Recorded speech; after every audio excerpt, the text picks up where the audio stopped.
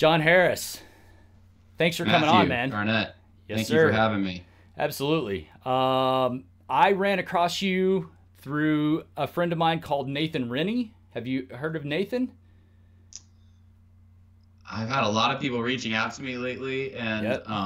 Maybe if I saw a profile picture or something, I might be able to know who that is, but I can't. It doesn't ring a bell off the top of my head. Right. So Nathan, so the way I heard of you was, so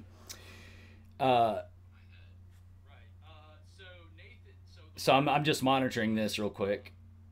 Oh, you're looking at our live stream? Yeah, I am on my phone. So, I was wondering if there was a link. Oh, I found it now. There is a link. It exists. yeah, I tried to link that up. Yeah, no, I'm we're gonna looking go good. ahead and just post that as we talk into. Oh, there we go. Yeah. Okay.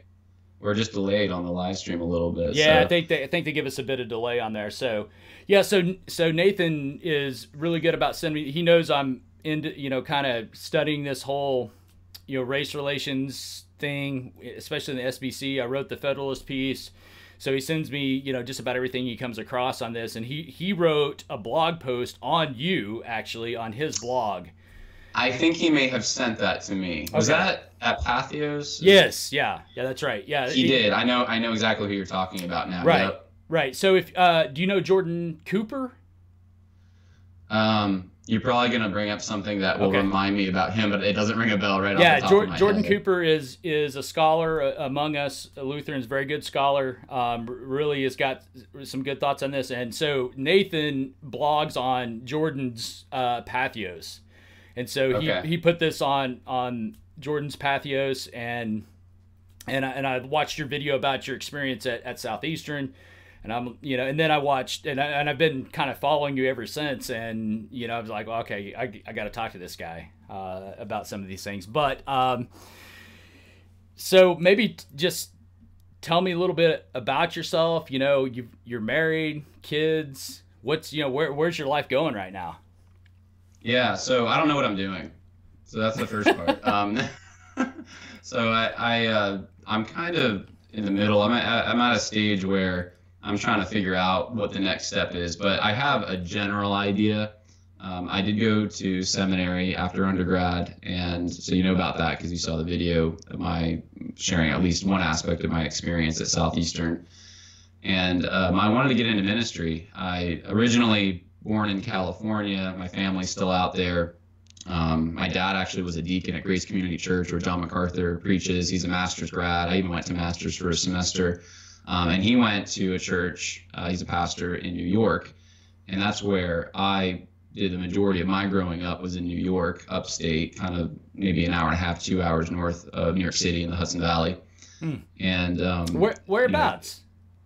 Near Poughkeepsie area, if you're familiar at all with yeah, because my wife is from basically the Saratoga area, Greenwich, up there north of Albany. So so I know that area very well. Yeah and so it's a lot different, I think, growing up in New York than, let's say, where I've been since then, which is North Carolina and Virginia, and I went back to California for a little bit. There's just more of a Christian support system in those places, and there really wasn't much of one where I grew up. And I wanted to go back to the Northeast somewhere and maybe get involved in church revitalization, church planting.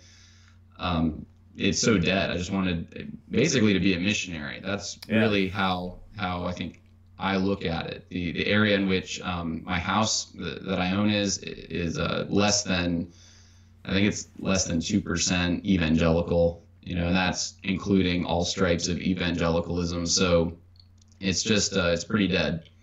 And so I went to seminary, and when I got out of seminary, though, I had been working for many years as a furniture repairman. That's kind of what paid for my education. And I thought, I enjoy doing furniture repair. I don't know if I'm quite ready in my mind to go right into full-time ministry, and I've been involved with college ministry also for many years. I enjoyed that aspect of it. I enjoyed music ministry, college ministry, but as far as I'm just going to go plant a church, I I didn't feel quite right about it yet. And an opportunity came about for me to go study history at Liberty University, and it was just one of those. I won't go into the whole story, but it seemed like God was leading me there, and so my undergrad's in history. Now I'm studying a master's degree in history, and we'll see where that leads me. But I would love to maybe be an adjunct professor while doing ministry at the same time. And part of my hesitancy about going into full-time ministry was I never really cared for that bubble of just being in the church with church people all the time. I always had this side of me. I like to be at the academy. I like to be debating with people who disagreed. I like to do evangelism, and I think this will allow me to maybe do more of that, to have a foot in kind of a secular environment, and also to be able to minister to the church at the same time. So that's kind of what I'm doing right now. I have this general idea, but the specifics of it, I'm not sure what those are going to be yet. I'm married. I don't have any children yet, and my parents are disappointed about that. But as am I, because as somebody like you need to have a bunch of children, because I've told several other friends of mine, I'm like, look, you guys are all worried about the culture and our society, which ways go. All we have to do is have more babies than they do. That's it. I've told my wife that, and I probably have not phrased it in the best way. I'll say things like, your womb is the tool by which we will take over America again, or things like that. She doesn't care for that. But, the girls don't seem to, kind of go for that utilitarian, this is why we're having babies. There's it's a weapon. So, but anyway. It is. Well, and I mean, is it the Psalms or the Proverbs that talk about, a man's, quiver is the children he has, that the man who's blessed with many children has an abundance of arrows. And I think that's wisdom. It really is. I agree. And I was just kidding with that last comment for all the feminists who are like, he didn't just say that. So, anyway.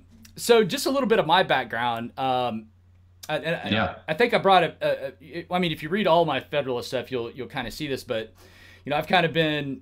I was an evangelical pastor in a megachurch. I was ordained with the Christian Missionary Alliance, and was a youth pastor in a big church in upstate New York in Glens Falls. Oh, okay.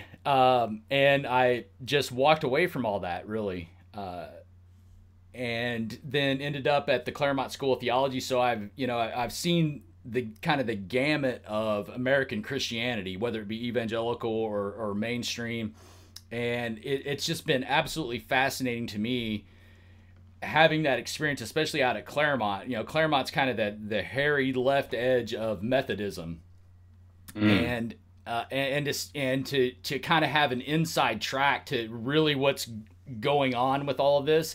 And then to see, I was shocked at the Together for the Gospel conference last year, and especially the MLK thing.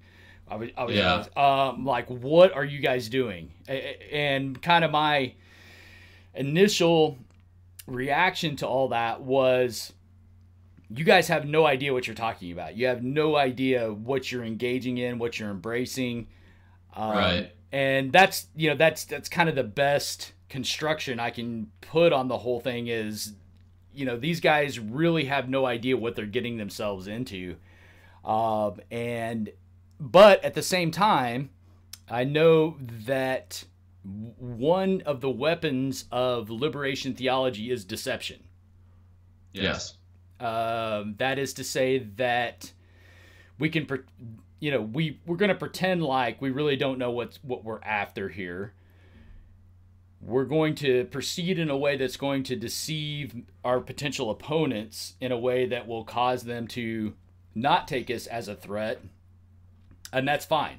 It's kind of this any means necessary. You're not type. Quite true to who you are initially. Right. You use the language that's already in vogue to push ideas that will undermine that very belief system. Right.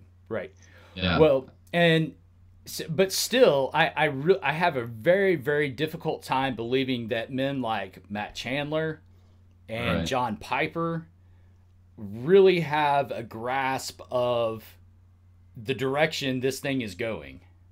Just, they're not getting their minds around, those concepts. What's your feelings on that? I don't know.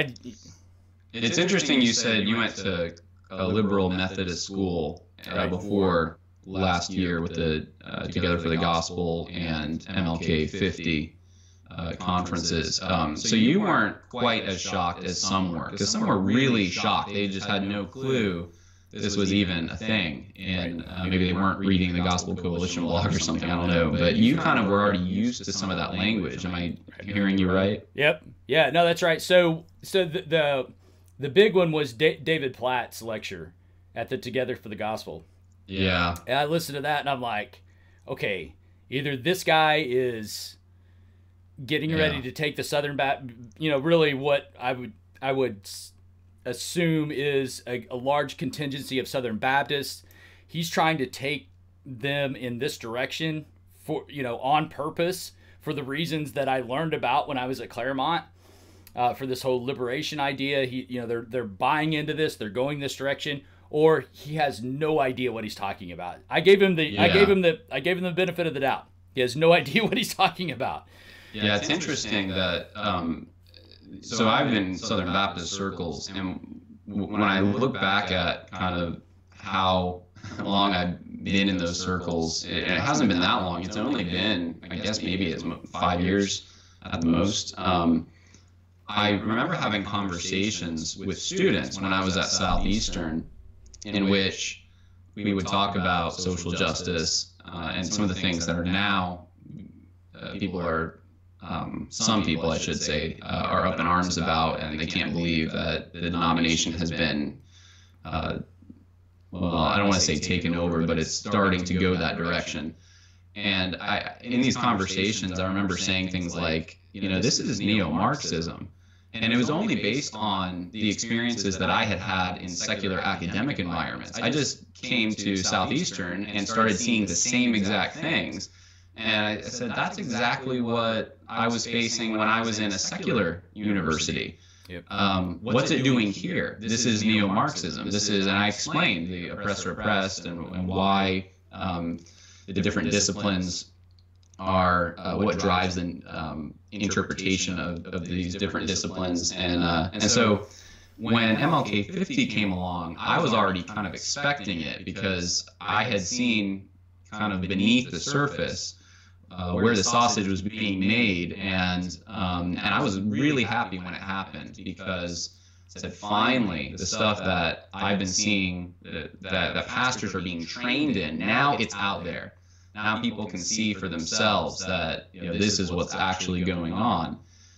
In the case of someone like David Platt or Matt Chandler, so I don't know them personally. I've read, we were required to read some of like David Platt's Radical, and he's a Southern Baptist, obviously. So my familiarity is based on just knowing people who know him and reading some of his stuff.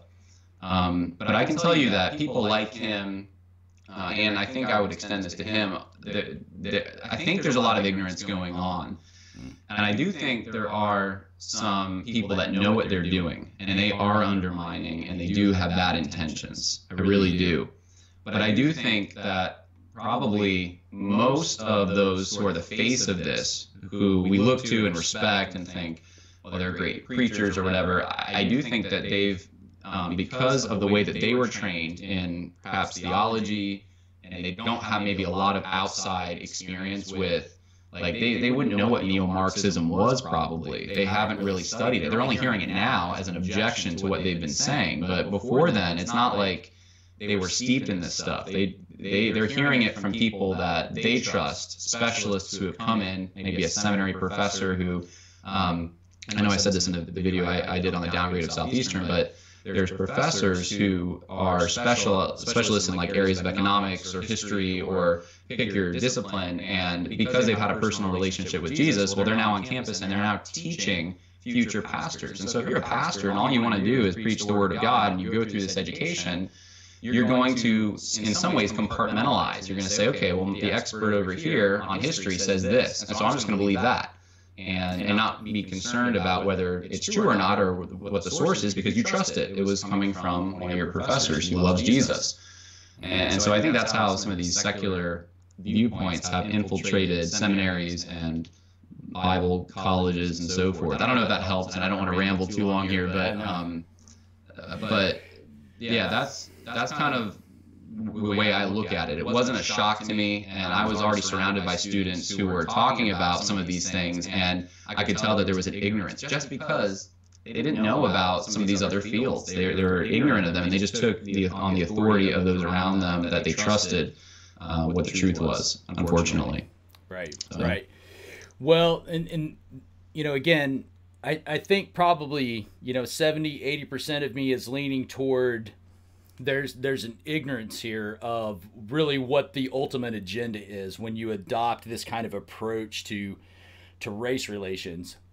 Yeah. Because what most don't realize is that the liberation theology agenda is, in my opinion, having gone to Claremont and experienced this and looking back on it, is that you've got a group of what I would call or what has been called useful idiots who want to help the oppressed, who want to help, who are concerned about the fact that there are more black men by percentage in prison than white men, that there are more economic disparities between black families and white families. Most of us at Claremont were what I would call useful idiots. We cared about these things, but those in the know aren't concerned with the oppressed. What they are concerned with is bringing down the oppressors. Yeah. I would agree. It seems like the symptoms are trumpeted quite a bit, and so that's where the emotional angle of this comes into play. And as the young, idealistic person who wants to change the world, they look at these symptoms and they say, well, obviously something's wrong, we need to do something, and then we're given the wrong cure. And that's the only cure we know about, because we haven't really maybe thought deeply or been exposed to right thinking on what should be the way that we would proceed to correct some of these issues. Yeah. Well, and that's probably what was my frustration at Claremont. Was we talked about these revolutionary ideas like occupying and stopping Walmarts from coming in, and especially in Southern California, one of the big things was we like illegal immigration, not because this is necessarily helping the people that are coming in, although that may be a piece, but what we really like about illegal immigration is it's putting strains on the current oppressive system, and the more strains we can put on that system, the quicker we can bring it down, and then perhaps bring in something more egalitarian.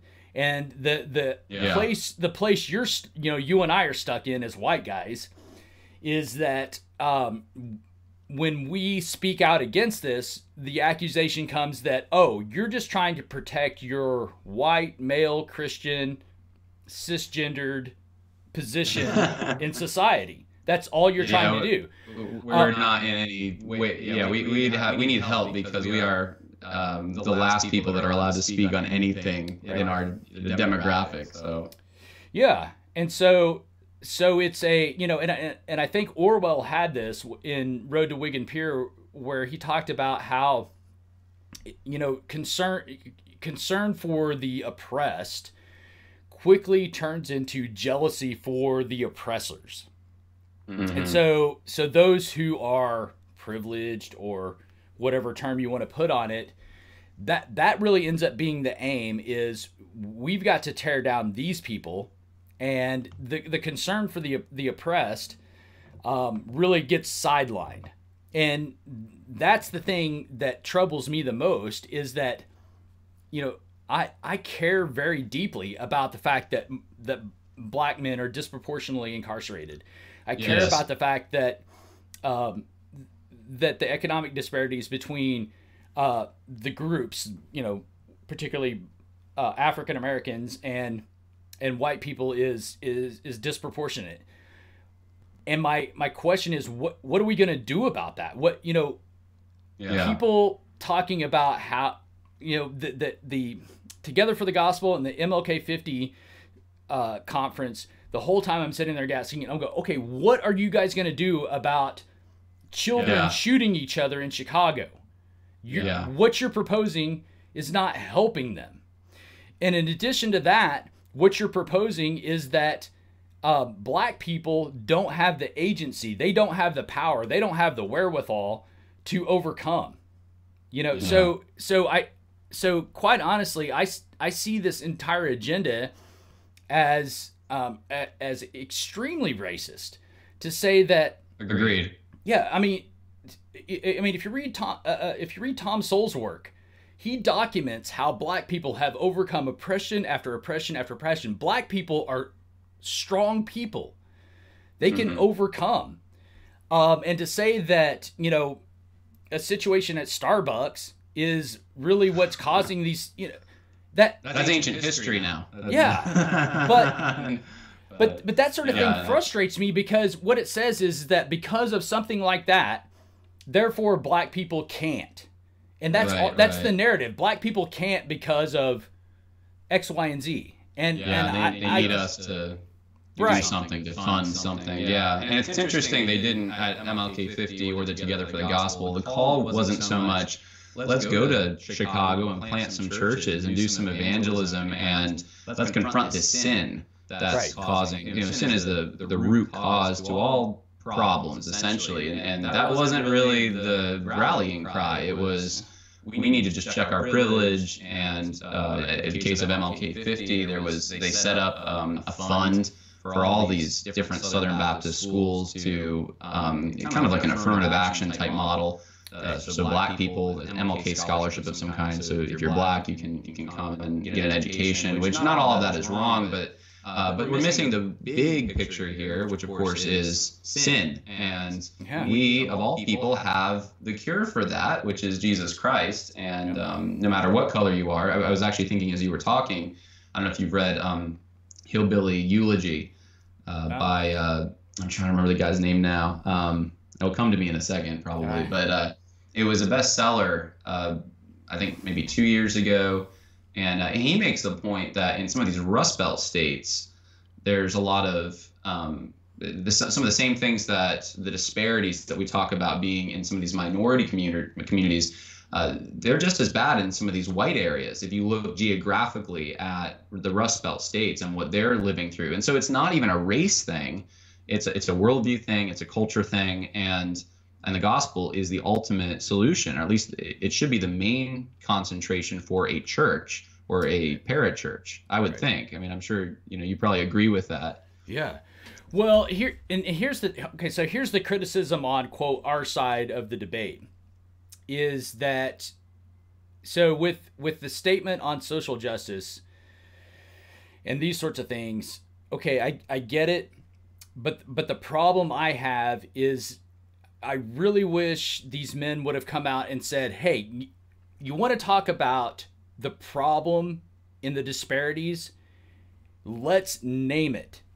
And what I have not heard talked about is the fact that across the board in America, the illegitimacy rate among African Americans is 70%. 90% in inner cities. That number is staggering. And the fact that gets completely ignored in this debate most of the time and just laughed out of the room.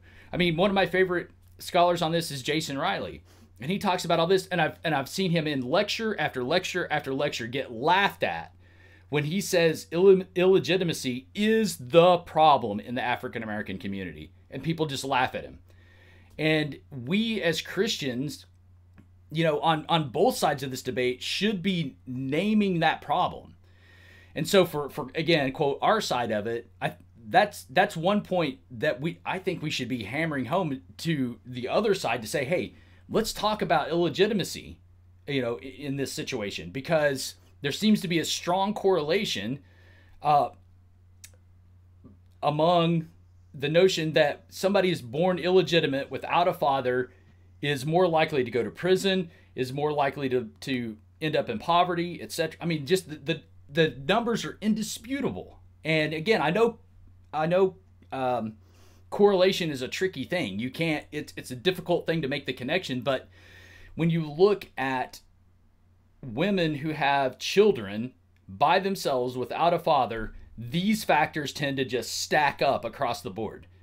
Yeah. And that is something that just that I wish both sides were talking about more. You know, especially our side of it. You know, I wish the statement on social justice and the gospel would have come out and said, hey, you know what?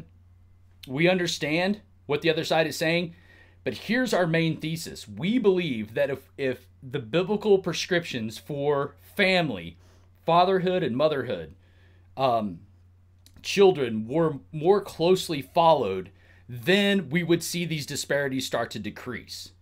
Yeah, I agree. I think to break it down, this is not unique to Christian social justice warriors. Those are of our secular, their secular compatriots, I should say.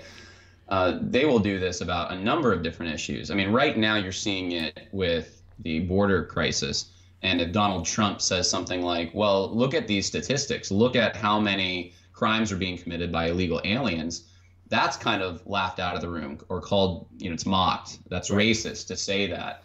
And so this is the way the left functions on a number of different issues out there. They don't like to, they start out with, here's the problem that we have. And we have the one solution and debate it. And I think that is a tactic to mock instead of debate. It's supposed to play on the person's guilt. It's character assassination. It's not actually arguing or engaging in rational discourse. And so so in this case, I think you're absolutely right. This is one of the things that I've asked a number of times.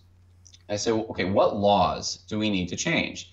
You know, there's systematic racism out there, and we need to do something about it. I say, okay.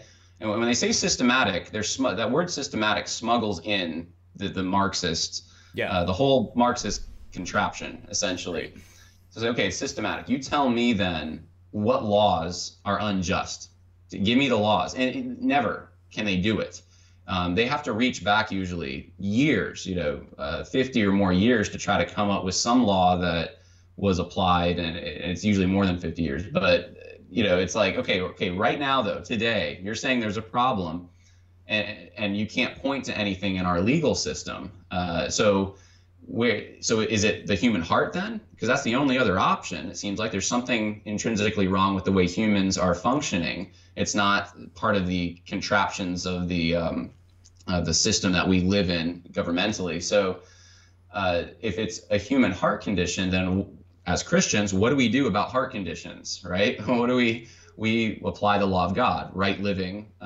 We incentivize right living, and ultimately, obviously, the gospel is at the bottom of that. And I think because the gospel is such a foundational thing, especially for a church, that's why the statement on social justice on the gospel really only focused on that. I think because if they were to start talking about well, look, there's this fatherless issue, then it would receive more criticism. There's so much mockery for that already. I think they were kind of coming around, okay, what's the bare basics? We strip everything away. We're all Christians. Can't we agree on the gospel?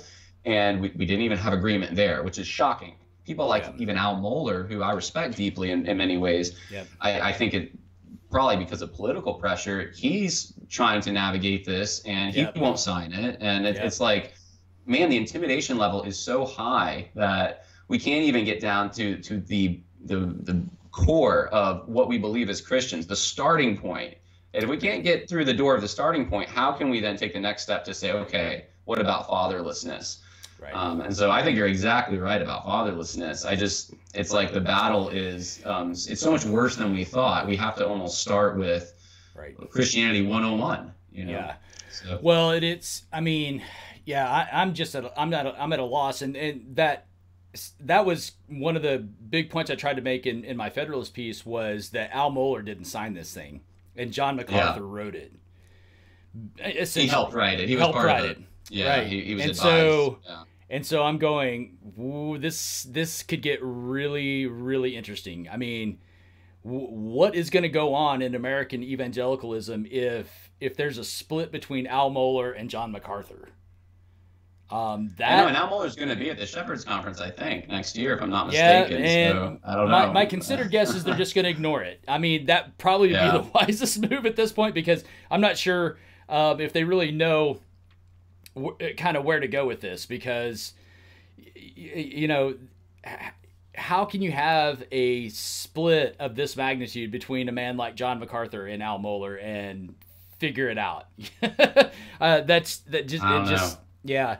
But the problem with it is underneath all of this is that part of this ethos that promotes or forwards, liberation theology, critical race theory, cultural Marxism that you brought up is the simple fact that if I bring up the illegitimacy rate, right, then what the charge that's going to be leveled against me in that is that my lived experience does so. All right, so I'm a Ben Shapiro fan, right? He says facts don't care about your feelings, right?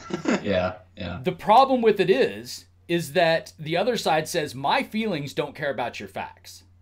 And so how in the world can we bridge that gap to say that, okay, here are the facts, and here are real on the ground solutions to the problem, and then you have people saying, well, I don't really care about your facts. All I care about is my lived experience. There's just a complete. I mean, you're proceeding from two completely different foundations, and from the other side to say that basic brute facts can't come into play. It's really the feelings that have to come into play. So it's very hard, because now we have a generation of people that were never required to actually think throughout their whole entire public education experience. I'm not saying every single person, but in general, no one's taking rhetoric or logic or any of these things that were just assumed and required years ago. And so, I mean, it's pretty bad out there. And I think people are emoting through their whole entire life, and everything is about desires and feelings. And so getting someone who's used to that to start to think about truth as being this objective thing. I mean, we're really talking about postmodernism at this point. Right.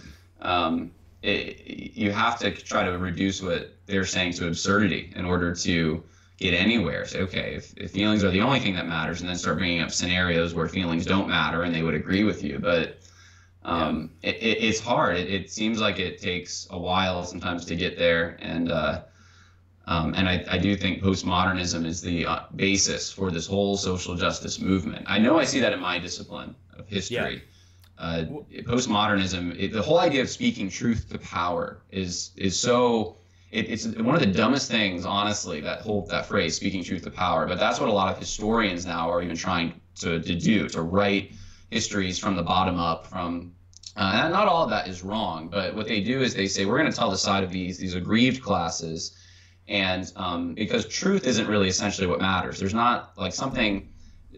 True history is just this weapon that we use to hammer people, and so it's for too long it's been, like you were saying, the privileged classes, the cis white males, they've controlled everything, and so we're gonna tell the other side of the story now, and there isn't, if you're doing good history, you have to create a paradigm that takes all facts into account, and you don't want to be creating all these rescuing devices to say, well, that fact didn't fit my narrative, but, here's my explanation. You want a paradigm that makes sense of all of it. And I don't think that's the way history's done anymore. And so we see this in other fields as well, but it's not truth that's driving this narrative. It's power that is driving the narrative. Everything is about power, and truth is just a casualty of that. Yeah. Yeah. So Right. Yeah. No, I think you're spot on there. So when I was at Claremont, the big debate, I guess, if you will, was between are you Malcolm or are you Martin? Malcolm. Oh, Malcolm X. Right. Malcolm X. Yeah. Oh, okay. Yeah. Martin Luther. Okay. Yeah. And Martin Luther King Jr. Neither? And again, this is obviously generalizing probably over generalizing, stereotyping the two men. Right. But Malcolm was very much of the opinion that, look, the only way to solve the oppressor-oppressed thing is for the oppressors to become, or for the oppressed to become the oppressors, and that's just how history's going to go. For this amount of time, this group has oppressed this group, and so therefore, what we've got to do is work toward a situation where the oppressed group now oppresses the oppressors, and that's the way. Right. That's the way forward. And then you had, and most of us were in the Malcolm or in the Martin camp, which said, no, we don't. Redemption is needed for both the oppressors and the oppressed, and that's really what we're trying to drive at here. And so that's a big question in my mind. Because and I'm not even quite sure that's Martin Luther King, but that right. is the essence of the "I Have a Dream" speech, and right, that's traditionally what we've remembered of King. Right. So right, and that's kind of how we took it. I agree with that, sure. Right, and that's how kind of we took it at Claremont. Is we want to be Martin. We want to say the oppressors and the oppressed both need redemption, and so let's work toward that. Right. But I think what's increasingly happened is that, especially in our secular culture, is that those who are pushing for the social justice agenda are saying that this whole idea of the oppressor and the oppressed being redeemed, it's not going to happen. We need the oppressed to start oppressing the oppressors, and that's and we'll do that for a couple 300 years, and then we'll reverse the situation. And essentially, that's what postmodernism teaches, is that it's astonishing how this started out as literary theory, where you take the privileged, right? You wonder where we got that term. It's straight from Derrida. You take the privileged binary, man, woman, and you reverse them in the story, and you put the oppressed binary above the privileged binary and proceed from there. And I think the sexual revolution perfectly illustrates this, where now it's the big question is, do we even know what a man and a woman is?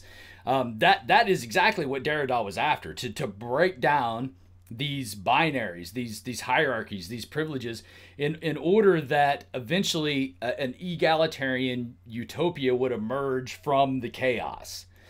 And so so with race relations, so it's interesting because in the sexual revolution, that's really chaotic, and I think Derrida would just revel in this. He would just say, this is exactly where I wanted this to go, because now there's a question of even who's a man, who's a woman, who's this, who's that. If we can do that with race, all the better. But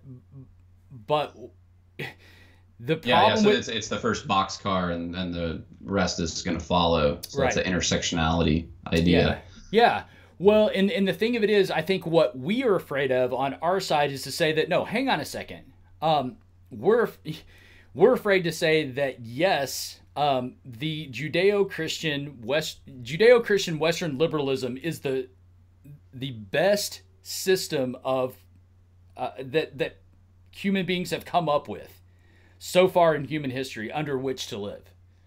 Mm-hmm. We're afraid to say that our way's the best, because that's a bold statement.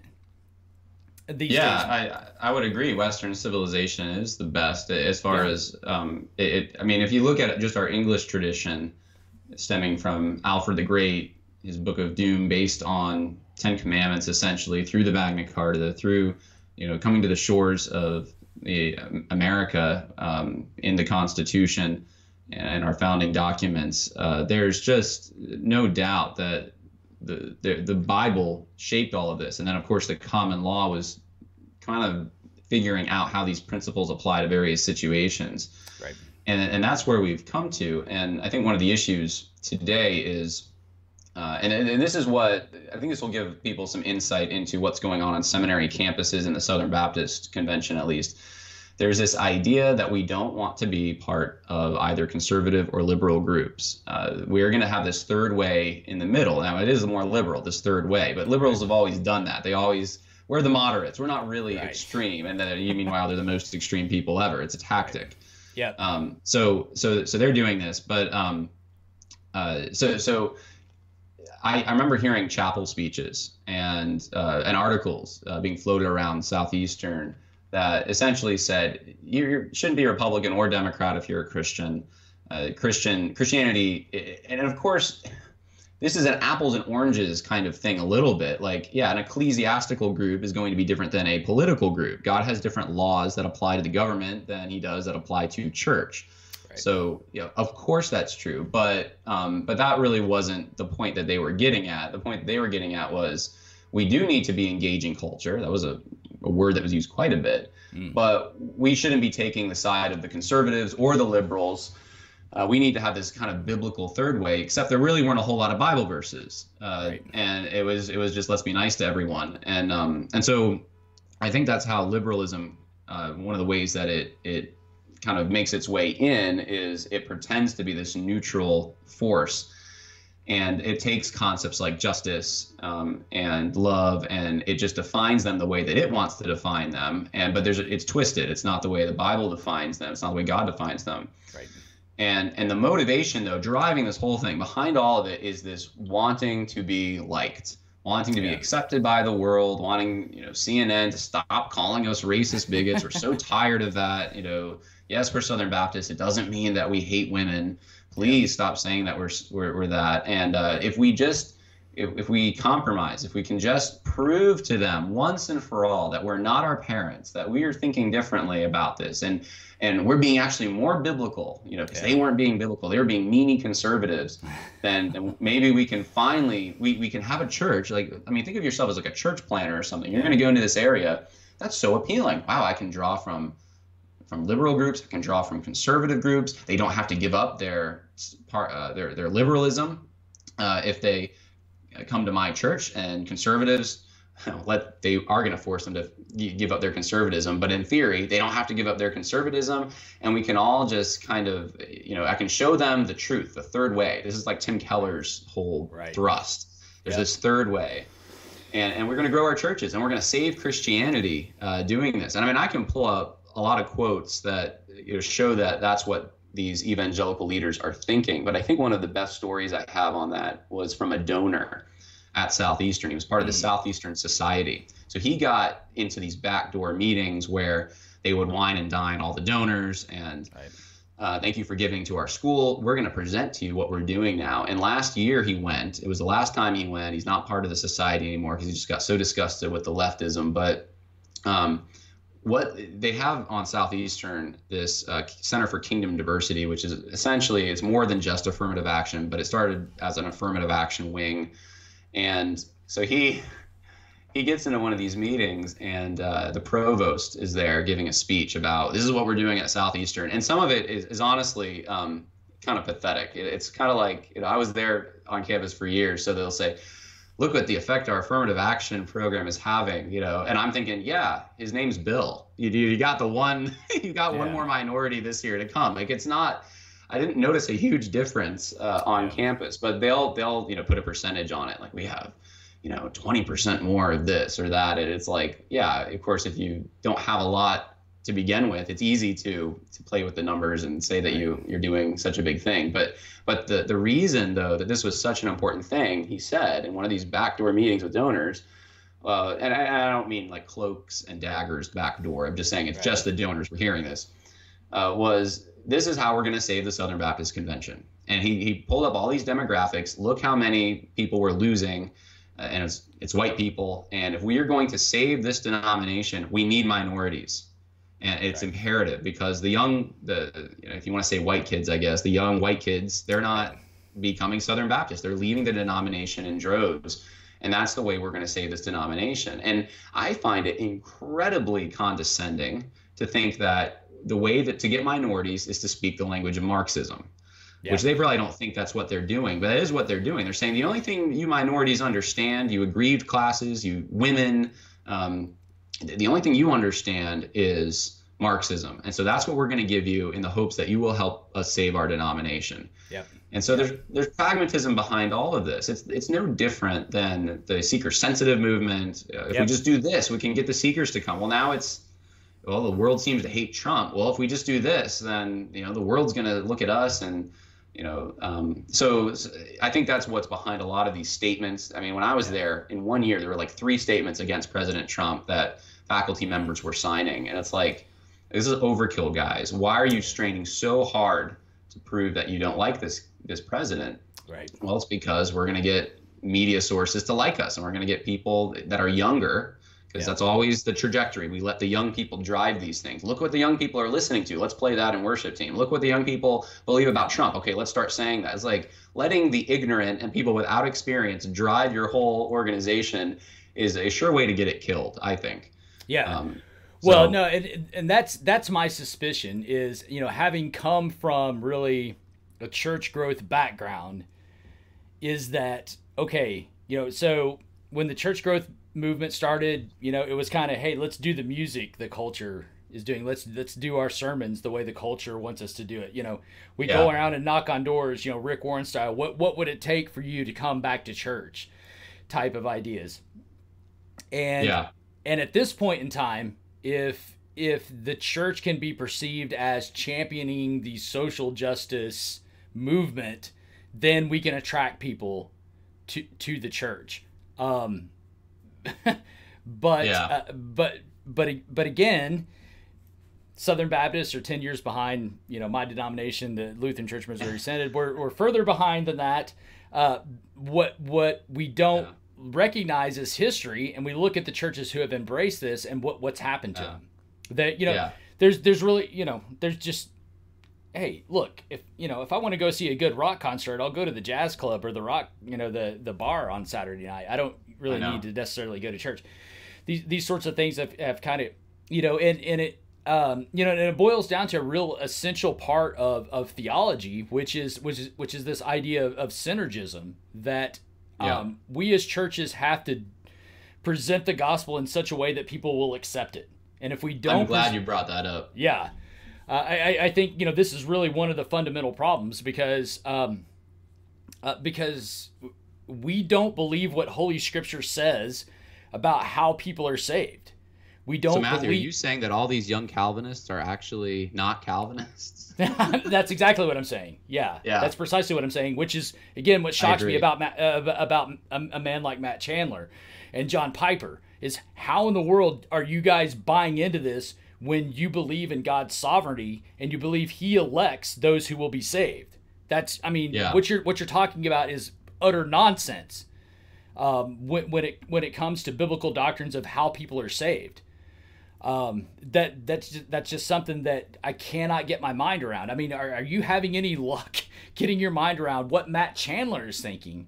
If indeed he is thinking that if we embrace the social justice movement, that somehow this is going to grow God's church, it just doesn't make sense. This about Matt Chandler. I know I had sort of addressed David Platt earlier and said, I think the guy is probably ignorant. That's my take. I don't know him personally, so again, I have to be humble about this. But just from what I know, with Matt Chandler, I have a harder time thinking that he's ignorant, and the reason for that is he has been corrected so many times, and he admits that he's been corrected, and he is very obstinate that basically anyone who disagrees with him is a bigot, and what he said has been a lot, I think, more extreme than David Platt. His attitude is much more aggressive, and so I have a hard time. I don't know, maybe he is ignorant, but if he is, there's an issue here, because he's not humble enough to receive any kind of correction or even look at it from another angle, it seems like.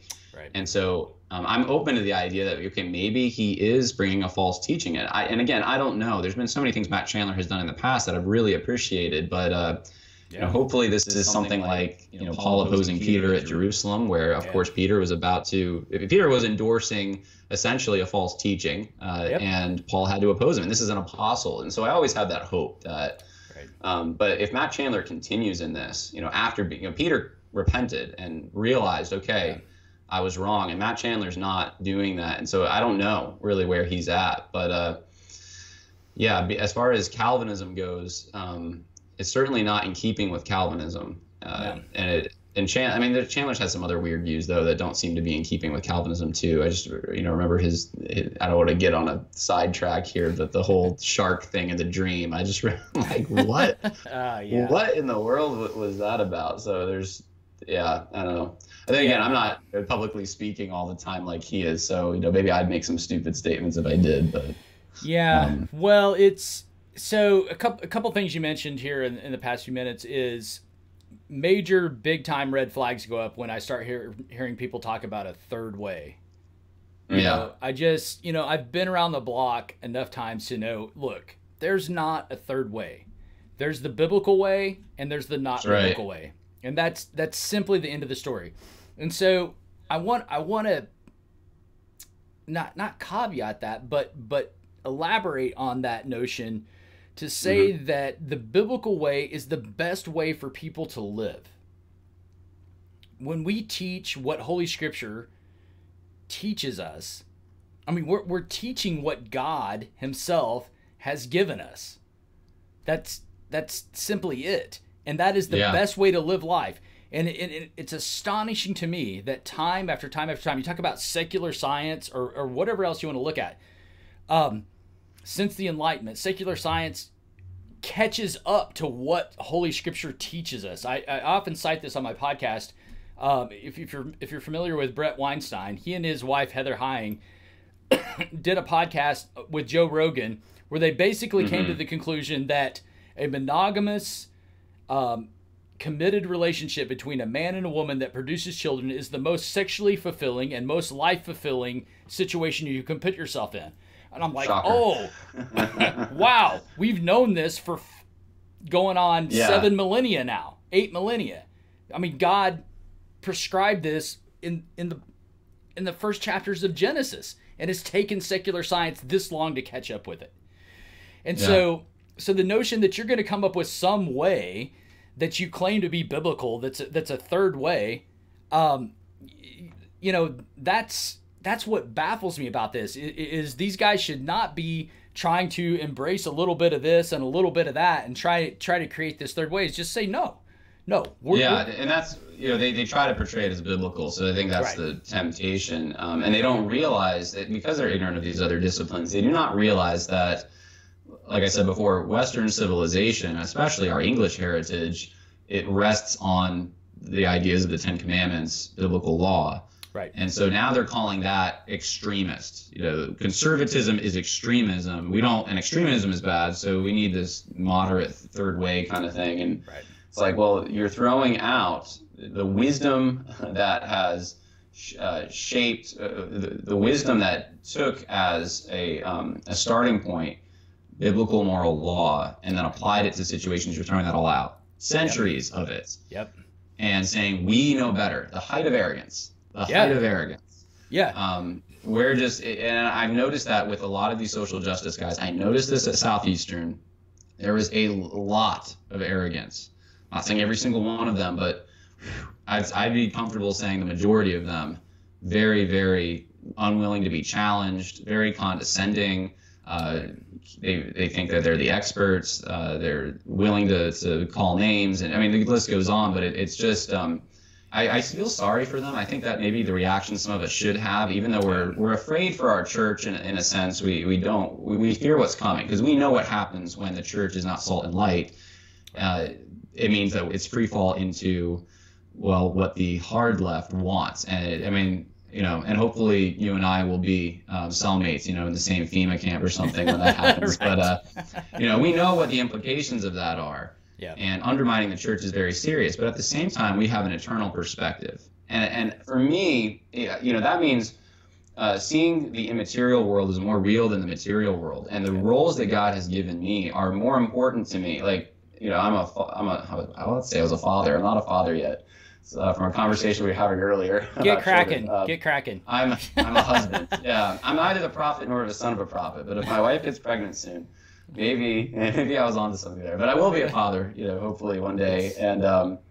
And so these are roles God has given me that He put forth in the beginning at creation, and there's a way to be in Scripture: a good husband and a good father, a good citizen, a good leader in my church. There's all these things that God has assigned, these hats that I wear, hats that you wear. And what I find with a lot of these social justice warriors, it's like they have one hat. It's like, and it's only concerned with this world. There's no, each thing that I believe in, the one thing I'm proud of, the one accomplishment I have, which might be like my degree, or which is honestly, in this day and age, a degree is like, you know, you're loved by the world. If you have a lot of academic accolades, it's usually the case, but not always. But it's like, if you take that away from them, it's like, what's their reason for living anymore? So they fight for that. And I noticed that with a lot of social justice warriors. Like, don't take away the thing that gives them meaning in life. And social justice is giving them meaning in life. Yeah. It should be the gospel. It should be the road that God has put them on, which means meeting their responsibilities. That should be what they're concerned about. But they're not as concerned about that, about sweeping up their own porch. They're concerned about sweeping up the porches of the whole world and changing the world. And it's like, we're not called to change the world. We're called to be responsible in the areas, the platforms God has given us. And you would be surprised if you just take the commands of Holy Scripture and the vocations that God has given us clearly there, and you put your heart and soul into fulfilling those. Yeah. What a difference you could make in the world. I mean, here's my goal in life right now. Yeah. I have 2 children. One a teenager, one almost a teenager. My goal in life is that they keep their faith. That's it. That's it. Yep. And you would be surprised what pursuing that goal, first of all, how much energy that takes. And second of all, what a difference that's going to make in the world. Now, Jon, you've been kind of talking about this stuff, and I am convinced that our social justice warrior friends would say that, well, you're just trying to protect your privilege and your dominance over society. One thing I want us both to make clear, and I think you'll agree with this, is that we care about people. We care that they flourish. We know that there is a right way and a wrong way to go about this life in society, and that is prescribed very, very clearly by Holy Scripture. It's prescribed clearly, but the boundaries are very, very large. You take the 10 Commandments. It's this fence way out here, and we've got all this room to play in. Yeah. But the thing of it is we're often painted as people who really don't care about the oppressed. We just want to protect our privilege. We just want to protect our way of life. And I think we both can agree that that's not what we're after here. I mean, the thing of it is if the liberation theologians, the social justice warriors, if I thought they had the goods on lifting up a particular group, say black people out of poverty, not being jailed as much, if I thought they had the goods on that, I would buy into that 100%. But they don't. They don't have the way forward for these people. What they have is a way to tear down what Judeo-Western liberalism has established in order to hopefully bring about something that's going to be more equitable. And and then while we're all sitting here talking about this and pontificating about it and arguing about it, young boys are shooting each other in Chicago as we speak. What are we going to do about that? Good word, Matthew. Good word. I agree with what you're saying completely. And we need, the concern should drive us to, if we're going to do something about this, it needs to be doing it within the biblical parameters, I think, that are set forth according to the law that God has given us, and not, when people make that argument towards us and say, well, you're just trying to secure your privilege, it says a lot more about them than it does us. It says why they live life, why they have the motivations that they do. Not everyone lives that way for self-interest. In fact, just coming out and opposing this, it does not do any good things for a potential career for me. Right. I have been warned, I don't know how many times by different people that you want to just keep quiet. I can't keep quiet. Eternal things mean more to me. And okay, what if I am a blue collar guy and I end up, the only job I can get is not going to be in academia because I'm against social justice or say, okay, that's the way it is. Yeah. The Lord will provide. And so, I'm not concerned about my quote unquote privilege. What I am concerned about are those who are being harmed by this. And I think it's the very groups that are supposedly being helped by affirmative action, taking down monuments, quotas, all the rest of the social justice package. The groups that they pretend to help are actually the ones that are hurting, because there's a number of reasons for this, but one of the main ones, I think, is because they are being sold a lie. That you're a victim. The reason you're a victim is because, you know what? Look at all those people, those oppressors. They're the ones that kept you down. And we're going to be the ones that are going to save you. We're your saviors. We'll give you the resources you need to take their stuff and be where they're at. Yep. And that's just not true. It's I love Booker T. Washington. I was actually at his memorial not too long ago, checking it out. And I've read his book, Up From Slavery, which I recommend everyone to read.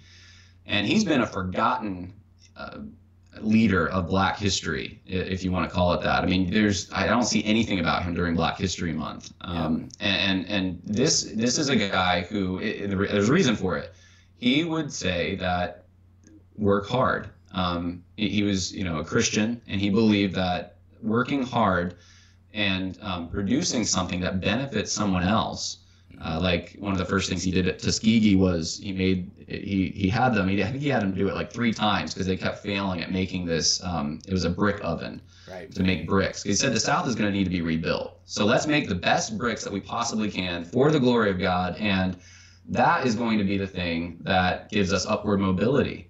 It's in caring about other people and working hard and doing it for God. And so anyways, it's kind of like, he's almost blacklisted. It's like you just don't hear about him anymore because he wasn't, they're pointing fingers all the time that it was unfair, a lot of the things that happened to his people group, but he wasn't trying to find revolutionary solutions to it. He wasn't a social justice warrior. And I would agree with him. I really would. Because I do think discrimination and all these evil things, racism, these are heart conditions. Yep. And the way to fight them is not to then create new forms of discrimination or new reasons for people to resent or new stigmas. The way to fight it is to be friendly with one another, to help one another, follow the law of God. So I know that was a little long, but I do think that's, as Christians, that should be the first response we have. We help one another. Yeah, absolutely. Hey, you got time? You want to go a little longer? I was going to take like maybe 5-minute break.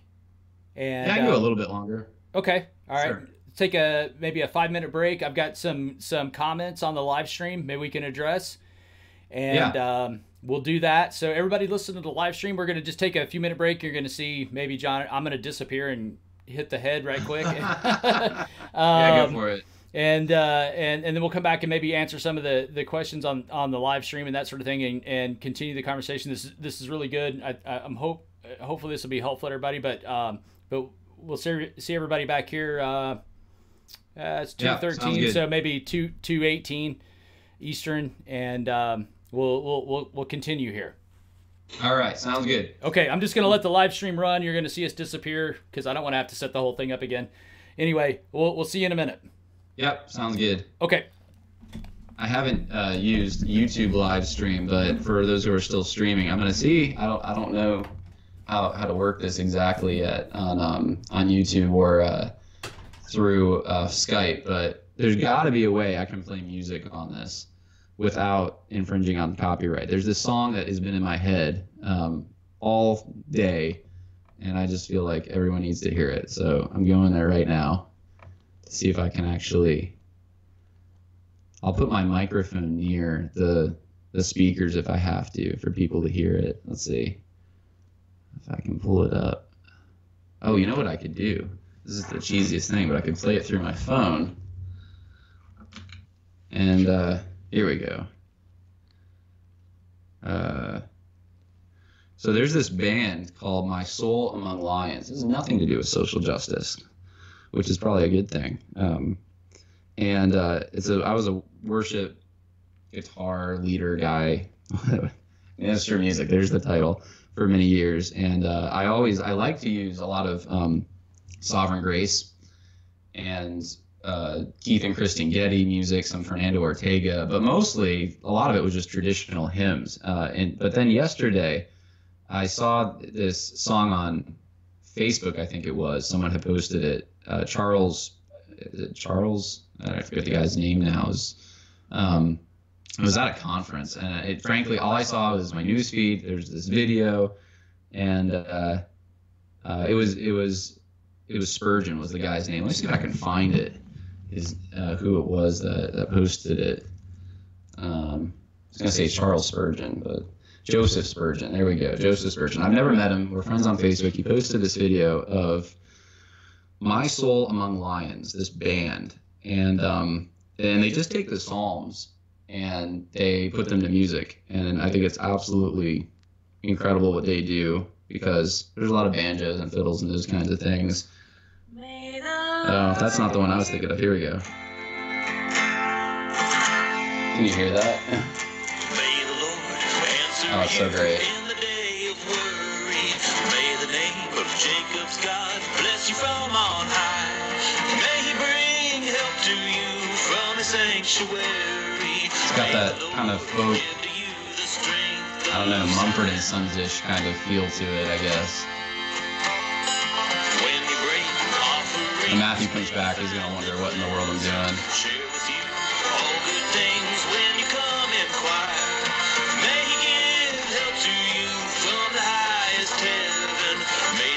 Yeah, go download this song. Some Trust in Horses, Psalm 20, My Soul Among Lions. Some will trust in chariots, some will trust in horses. We will boast in the name of the Lord our God. We will rise, we will stand, we will lift our voices. We will boast in the name of the Lord our God. We're not trusting in social justice. We're not trusting in Facebook algorithms. We're trusting in the Lord. That's what I get out of this song.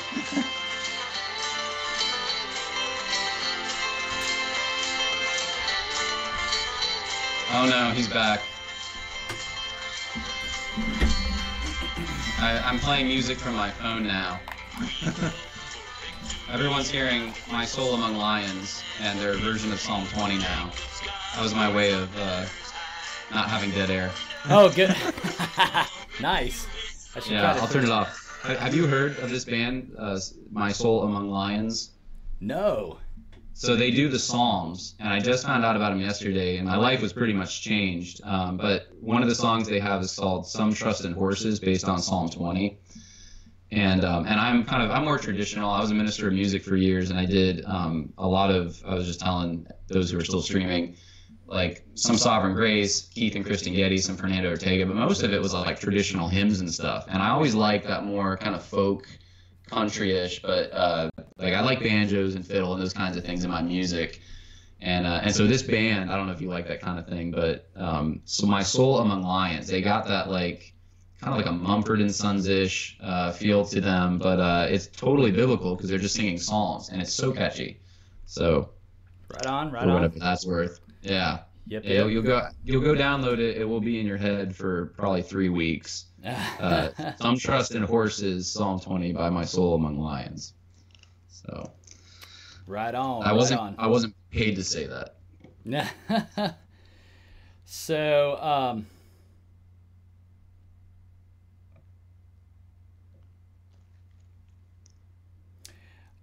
Yeah. So we've got kind of Thomas coming in on the live chat talking about the the illusion of this third way. And again, I'm speaking from experience, so I'm talking about unlived experience, so that should be legitimate. And Nathan, Ryan also reminded, J.D. Vance is the guy who wrote Hillbilly Eulogy. So there you go. There's the author. All right. Yeah. Thanks to Nathan for sending that out. Definitely something to check out. But it seems like when we're faced with two extremes, it's almost like we have to pick one. And not that we, that was the thing that just blew my mind when I was at Claremont. Was I was trying to get away from religious extremism, and what I found was that in a sense, you can't get away from that. You have to make a commitment. Right. And what I found was that the folks at Claremont were more extreme than I ever was as an evangelical. They were more committed to their agenda, to their beliefs, and how to proceed than I ever was, even as an evangelical. And so, again, I bring this notion up of there is a right way to live. There's a right way to conduct society. There's a right way. And so often that's viewed as intolerant and as racist. And, that's the thing is I am interested. One thing that interests me greatly is lifting people out of poverty. Mm-hmm. And the best way I could instruct someone on how to get out of poverty is to follow the mandates, the vocations that Scripture outlines for us, especially in the 10 Commandments. Obey your authorities, be sexually pure, etc. Follow the 10 Commandments. Simple as that. And follow those within the context of our Western liberal society, and your life will be good. And any other way that you come up with to live life is not as good as that. And I'm willing to stake my claim on that, because there are better religions.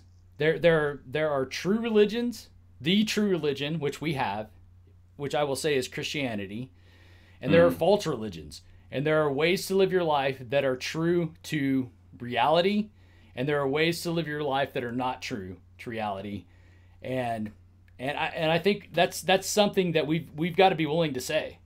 We've got to be willing to say that, hey, we're saying that our way is the better way. Yeah, we are. I don't think that's necessarily an arrogant thing.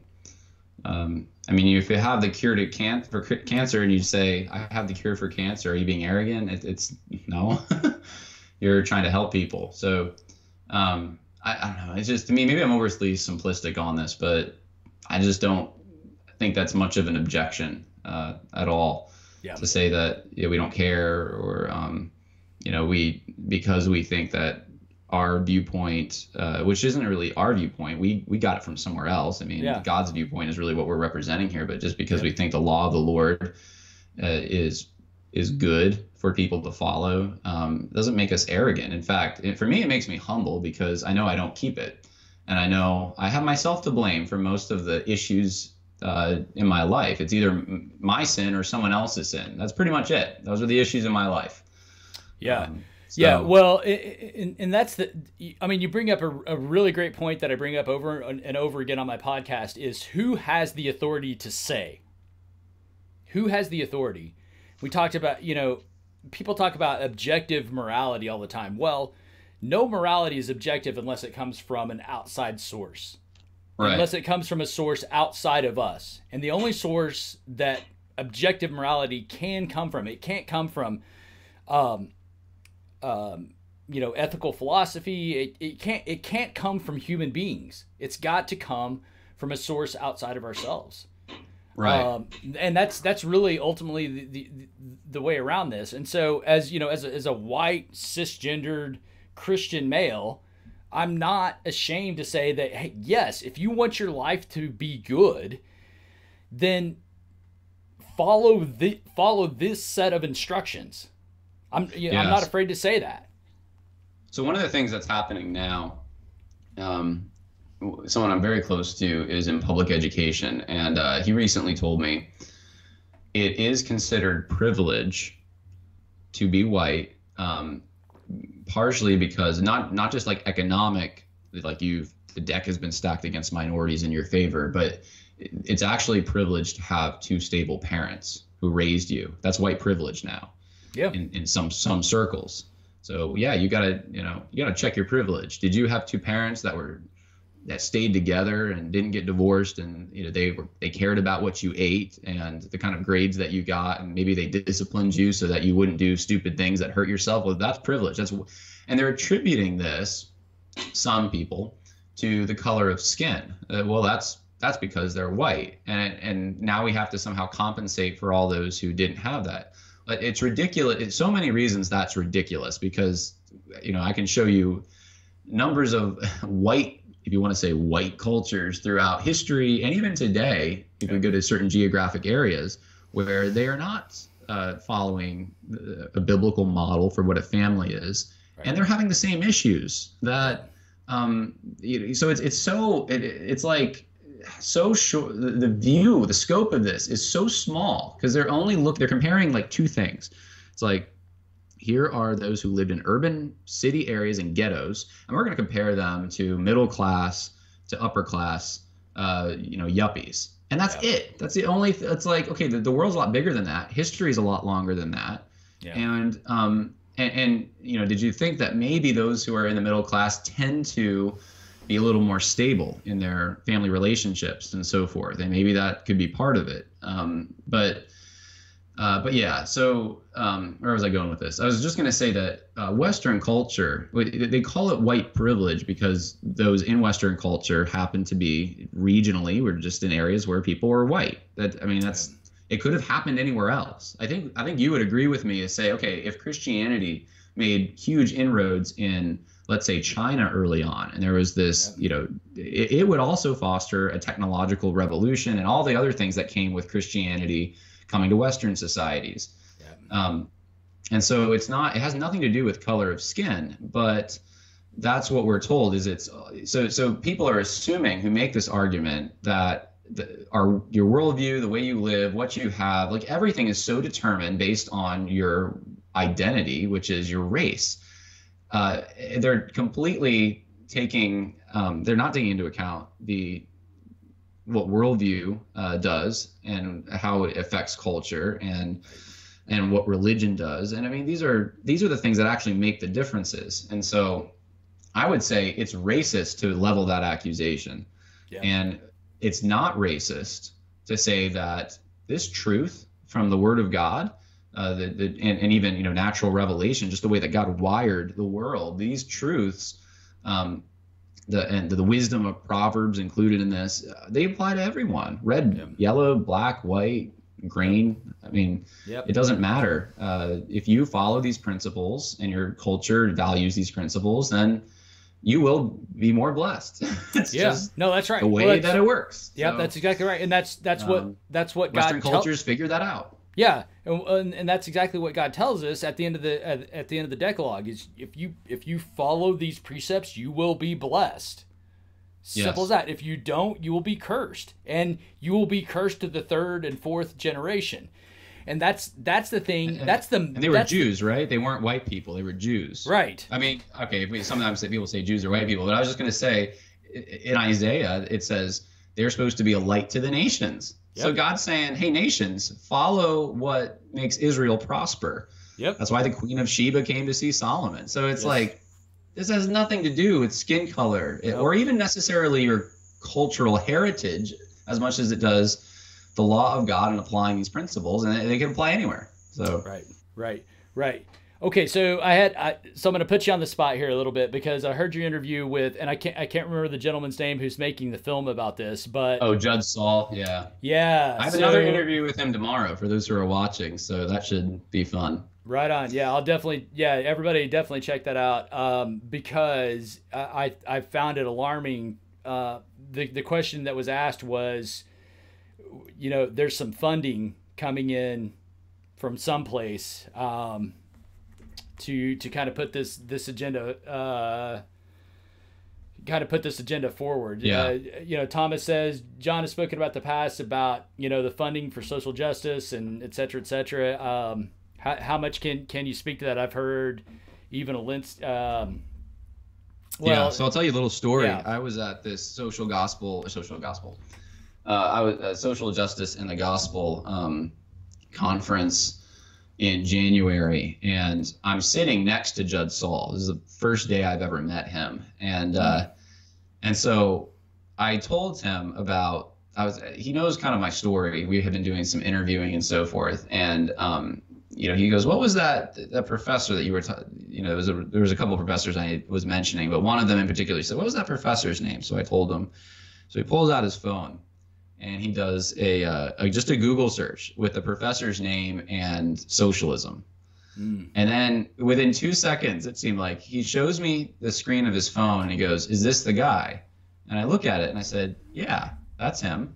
And he goes, "Well, he's taking money from Kern Family Foundation. He's taking money from Coke money. He's taking it." So he had this, he's like, "Yeah," and he's teaching, or he's behind, I guess, forming curriculum for the Oikonomia Network, and which is funded by Kern Family Foundation. And he goes, "Yeah, that sounds about right." And I'm looking at him, I'm like, "You just found that in 2 seconds, just by me giving you the guy's name?" He goes, "Yeah, it's all out there. They're not hiding any of it." And so that was the first thing that started. I didn't care, and in some ways, I still think it's about ideas, not about who's funding it, because they can pour billions of dollars in, but if people know the truth, they're not going to follow that. But we can't be so, as people who are monergists, I guess, we can't be so optimistic about human nature. Money will tempt people, and it will persuade some. So when he showed me that, my world was changed a little bit, and I started looking into it a little more myself, and I was like, what in the world is going on? I had no clue there was this outside money was coming in and what it was funding. And I started finding out at the school I had gone to, they weren't hiding any of these things, but they were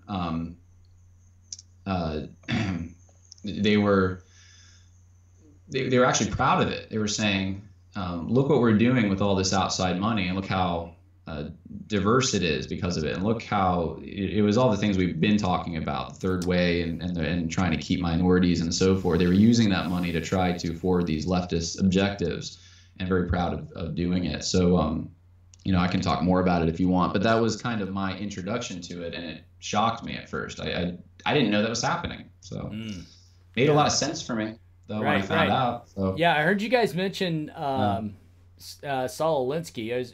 Well, and maybe this will be the big reveal in the film, but is there indirect funds kind of coming in with, from him to...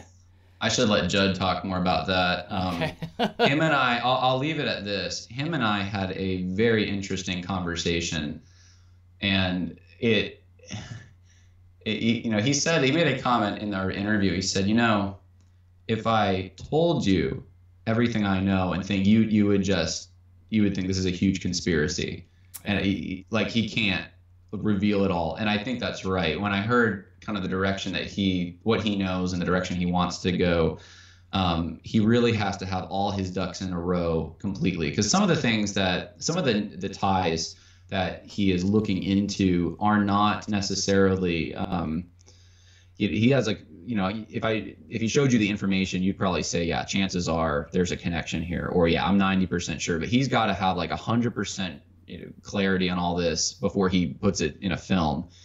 And one of the issues that he's had is when he starts talking about it, some things get scrubbed from websites because, I was just saying that in the case of Southeastern, they're taking some money from Kern Family Foundation to, create curriculum that's going to further social justice, and they're very proud of this. But I'm saying this hypothetically. But if they were, let's say, they would never come out and say, "We're getting this money from this foundation, which is funded by George Soros, or which is funded by this crazy leftist group that everyone," because people then recognize well, that's really bad. And the other donors who, a lot of the donors at somewhere like Southeastern are more conservative. They don't really know what's going on completely at the school. And I know this from my own connections with them. But, they would, if they knew Soros money was coming in, oh my goodness, that would create such an issue. So they have to kind of stay away from that. And that also gives them, I think, the illusion of this third way, that like, well, we're not extreme left, but if Soros money is coming in, then, oh yeah, no one's going to believe that. Right. And so I got to be very clear. I'm not accusing Southeastern of taking Soros money or anyone at this point. I'm using that as a hypothetical, and I'm going to let Judd be the one to draw the connections he wants to draw when the film comes out, and he can show all the connections he wants. But I am saying that there are bigger groups that fund some of the things going on these seminary campuses and Christian institutions like Gospel Coalition. There are, I think we'd be surprised probably if we knew how many hands are in the pot, so to speak, and people that aren't even Christians. Why are there organizations that really have nothing to do with Christianity? Why are they funding this? Yeah. And I think he's going to address that in the film more. Yeah, I got you. Well, and I think I misspoke when I was talking about Alinsky. I've got Rules for Radicals on the brain for for some reason, but yeah. I think Thomas made a comment about Alinsky tactics. Yeah, it's not Alinsky. It's Soros. I guess I'm more worried about than. Yeah, Alinsky's not around anymore, but right. his ideas are, unfortunately. Yeah. So. Yeah. So I get these names confused a little bit, but So at any rate. Why? So let me just let you pontificate on this a bit. Why is it we don't want to be, in any way, shape, manner, or form? Why is it that we don't want to go the Marxist direction? Because it's evil. Yeah. I mean, that's the short answer. Yeah. But it does contradict Christianity quite a bit, just the starting assumptions. Marx, I mean, he was a dialectical materialist. So his worldview was not in keeping with Christianity. If you read some of like oikonomia stuff, even if you read Keller, I was reading, what was the book I was reading? Every Good Endeavor. He seems to make a similar point where, capitalism isn't so good.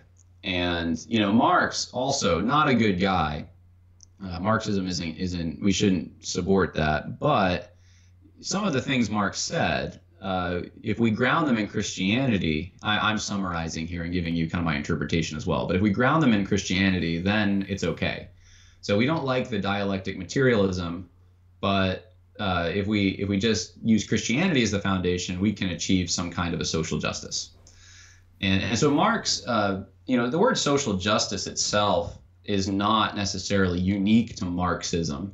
That's the form in which has taken over in our context. But fascists believe in social justice. If you read, I was reading a book about German soldiers on the Russian front line during World War II, and they loved Hitler and the Nazi Party because they thought that they had achieved social justice in Germany. And of course, Hitler's the motto of Germany is Germany Awake at the time. And Hitler was very concerned about Jewish privilege because there was this perception that, the Jews did not represent themselves well in the First World War.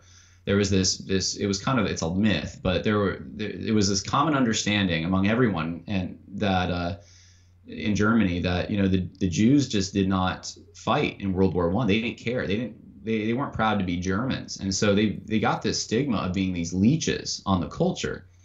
And they didn't care about those poor, here we're having the oppressed class, these poor Germans who went to fight in the war.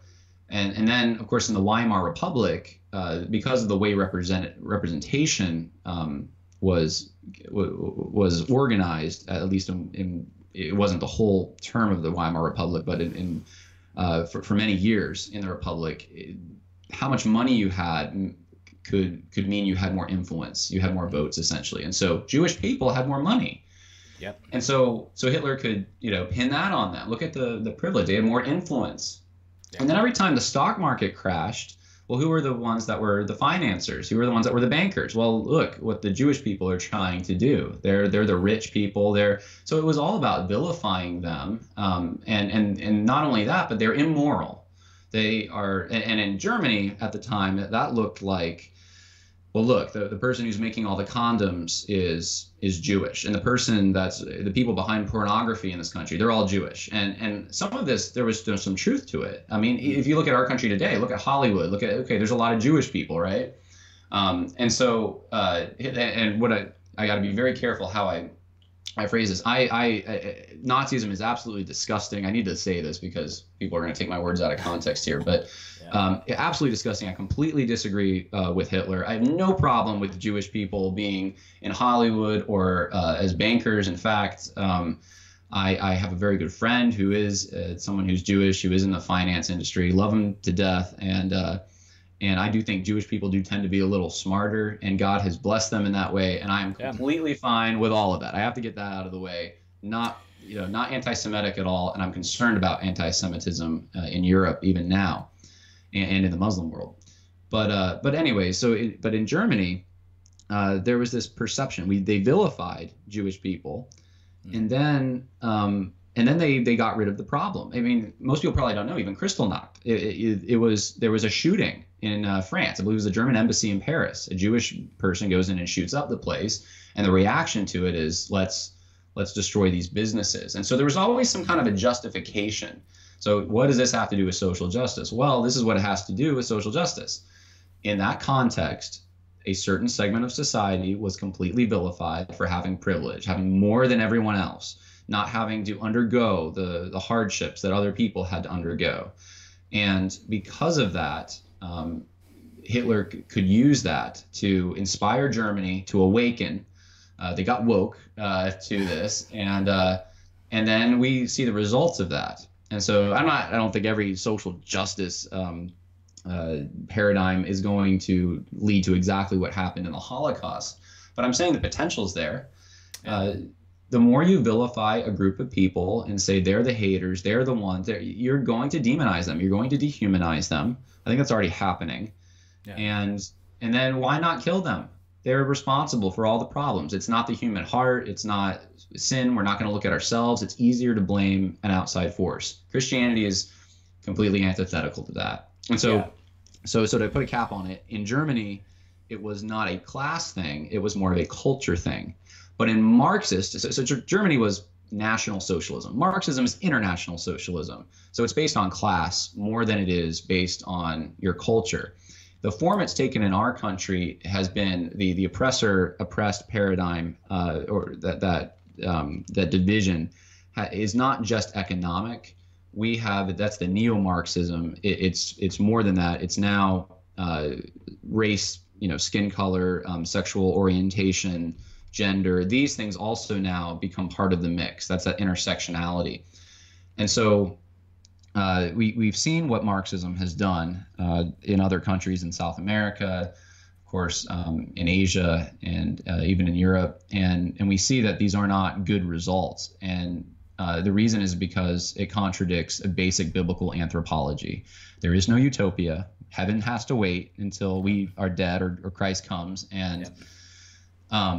And so striving for that in this life, based on the idea that man is going to intrinsically be good if we get the right people in charge who divide all the spoils equally, it's just naive. I mean, that'll never happen. You never can achieve that because within 2 seconds, there's going to be some guy who's got more resources or some girl who they're just smarter or whatever the case is. They can trade better, and you're always going to have an upper class.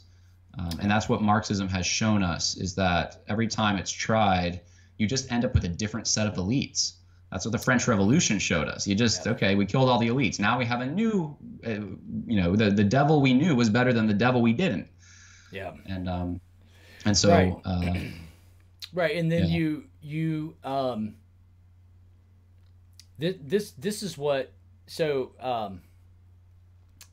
I've read the Gulag Archipelago, and what most disturbed me about Stolenichyn's writing there was that the main premise of socialism, of Marxism, is you take the elites and you dispense with them, generally by death or imprisonment. The elites in our Western culture are the people who are making iPhones. They're the people who are doing agricultural projects that are on the cutting edge. There are people who are doing manufacturing projects on the cutting edge. And the same was true in Russia. So they would go find these farmers who were enormously successful and execute them and kill them. We kind of see this going on in South Africa right now. Yeah, exactly what's going on in South Africa. Yeah. Rhodesia is another good example. Yeah. Yeah, and so you take the quote elites who are providing probably the lion's share of what is making a culture or society successful, and you execute them either in, culturally or physically. I mean, that's the thing. We're kind of seeing that in our climate today, in a sense, where if you tweet the wrong thing, if you say the wrong thing, then you can be, in a sense, publicly executed. Although, God be praised, we're not killing anybody yet, but we are ending people's careers, very, very quickly. I mean, the Brett Kavanaugh thing was that was horribly frightening. That whole scenario to me. It was, and just so you know, that, I mean, you already probably know this, but people watching or who will watch, that's the way it always works. It does not start with let's just kill everyone. It's like, that usually isn't the way that it goes down. I mean, even to bring up Germany again, first it's, Jewish people have to register. And, then it's, well, they can't have a business anymore in these areas. They can't finance this or that. They can only finance for Jewish businesses. And I mean, and it's like a boa constrictor. It keeps getting worse and worse until you're sitting in a camp. And, and so, yeah, we're not putting people in concentration camps yet. And I'm not a conspiracy theorist who says, yeah, I have all these FEMA camps set up right now and they're waiting till Trump gets out of office to put us there. I don't believe that. Sure. But I'm just saying that's where these ideas lead. I'm not saying, the practical, that this is happening right in front of us so that we can see it. I'm just saying take these ideas to their logical conclusions. If there is no real original sin, or if original sin is in a color, if it's white privilege is now the new original sin, or something external that you can't really change, then why not get rid of the sin? It just makes sense. It's logical. Just get rid of it. So. Yeah, no, that's right. Well, and that's the thing is, I think what you're driving toward is it just doesn't survive the reductio. If you take the whole thing to its logical conclusion, what you're talking about is destroying either culturally or physically those who produce, the most in our society. Yeah. And then, that's it's the same exact thing Margaret Sanger did. It's eugenics, it's abortion, and that's why it's the same logic. It's just flip the classes, take the minorities and say that, well, they're the problem now and we got to do something about it. Well, they're just, social justice warriors are doing the same exact thing. It's the same logic. They're just flipping the script and changing, the positions of the players in the play, so to speak. But it's the same play. And as Christians, we have to reject that play. We have to reject any form of placing sin in some kind of external category, like your gender or your orientation or your race. That's not where evil exists. It exists in the heart. And that's ultimately what communism fails to understand and why it will never work. Right. Well, and then just to circle back to maybe something we originally talked about is this whole agenda is not ultimately going to lift those who are in poverty or in dire circumstances out of that. What it's going to do is it's going to destroy those who have any monicum of prosperity, who are contributing to society and that sort of thing. And again, it goes back to Orwell in Road to Wigan Pier. It's not a motivation that wants to lift people out of dire circumstances. It is a paradigm that wants to destroy those who have merit. It's to destroy a meritocracy.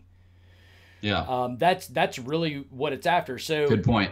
Yeah. So the whole notion of, again, I'm just baffled by what the Southern Baptist Convention is doing right now, or those associated with it, whether it be the Gospel Coalition or, Desiring God, or anybody else. Yeah. That they are buying into a system that is not in favor of those who are oppressed, but it, in fact, is the whole motivation is to destroy those who are, quote, privileged.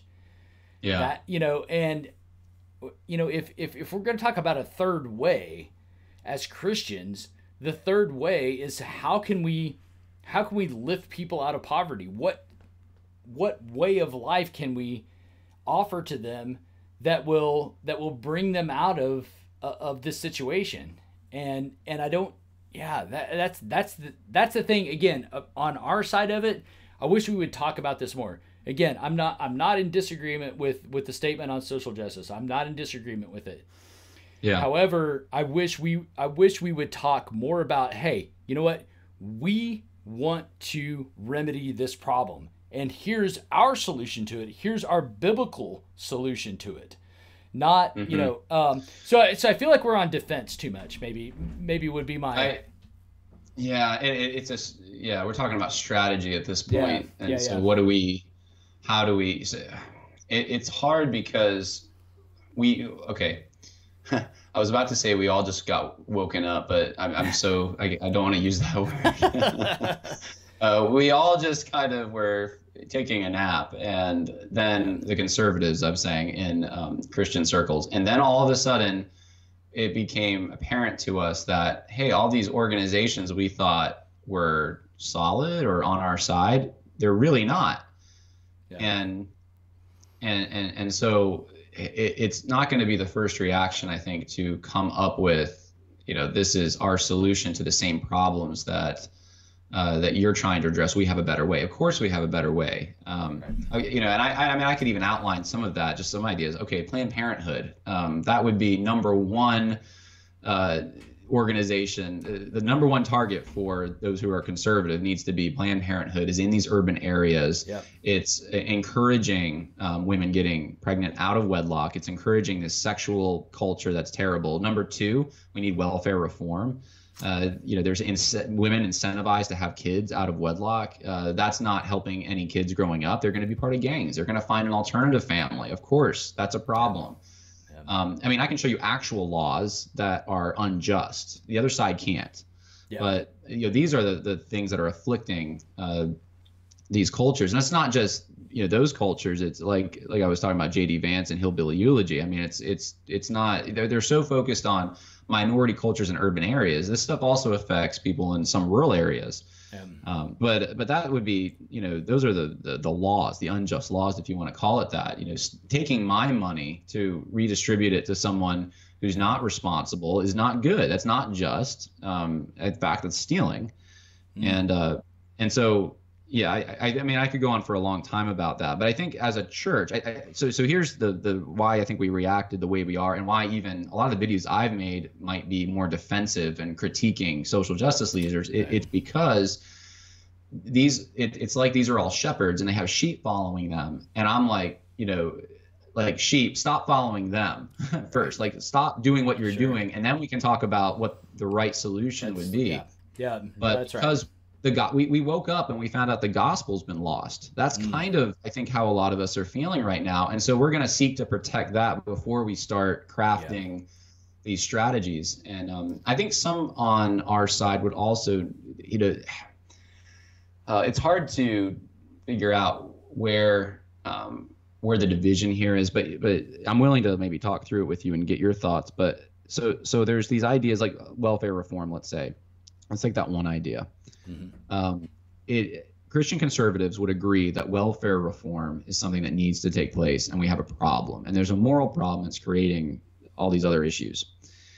Now, is it the pastor's job or even a parachurch's job to be talking about welfare reform, or should Christians individually be taught from their churches biblical principles so that they will go out and they will vote for candidates who support welfare reform, and there will be, political Christian organizations that bring attention to this?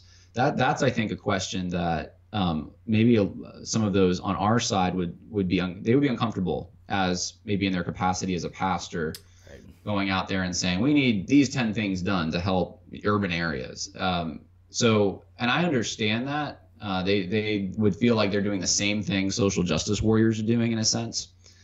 So I don't know if you have any thoughts on that. I mean, I know I do, but I'm still myself. I can see kind of both sides of it, and I tend to lean towards go ahead and say it, go ahead and say, but always use your prove through the scripture the principles that you're advocating.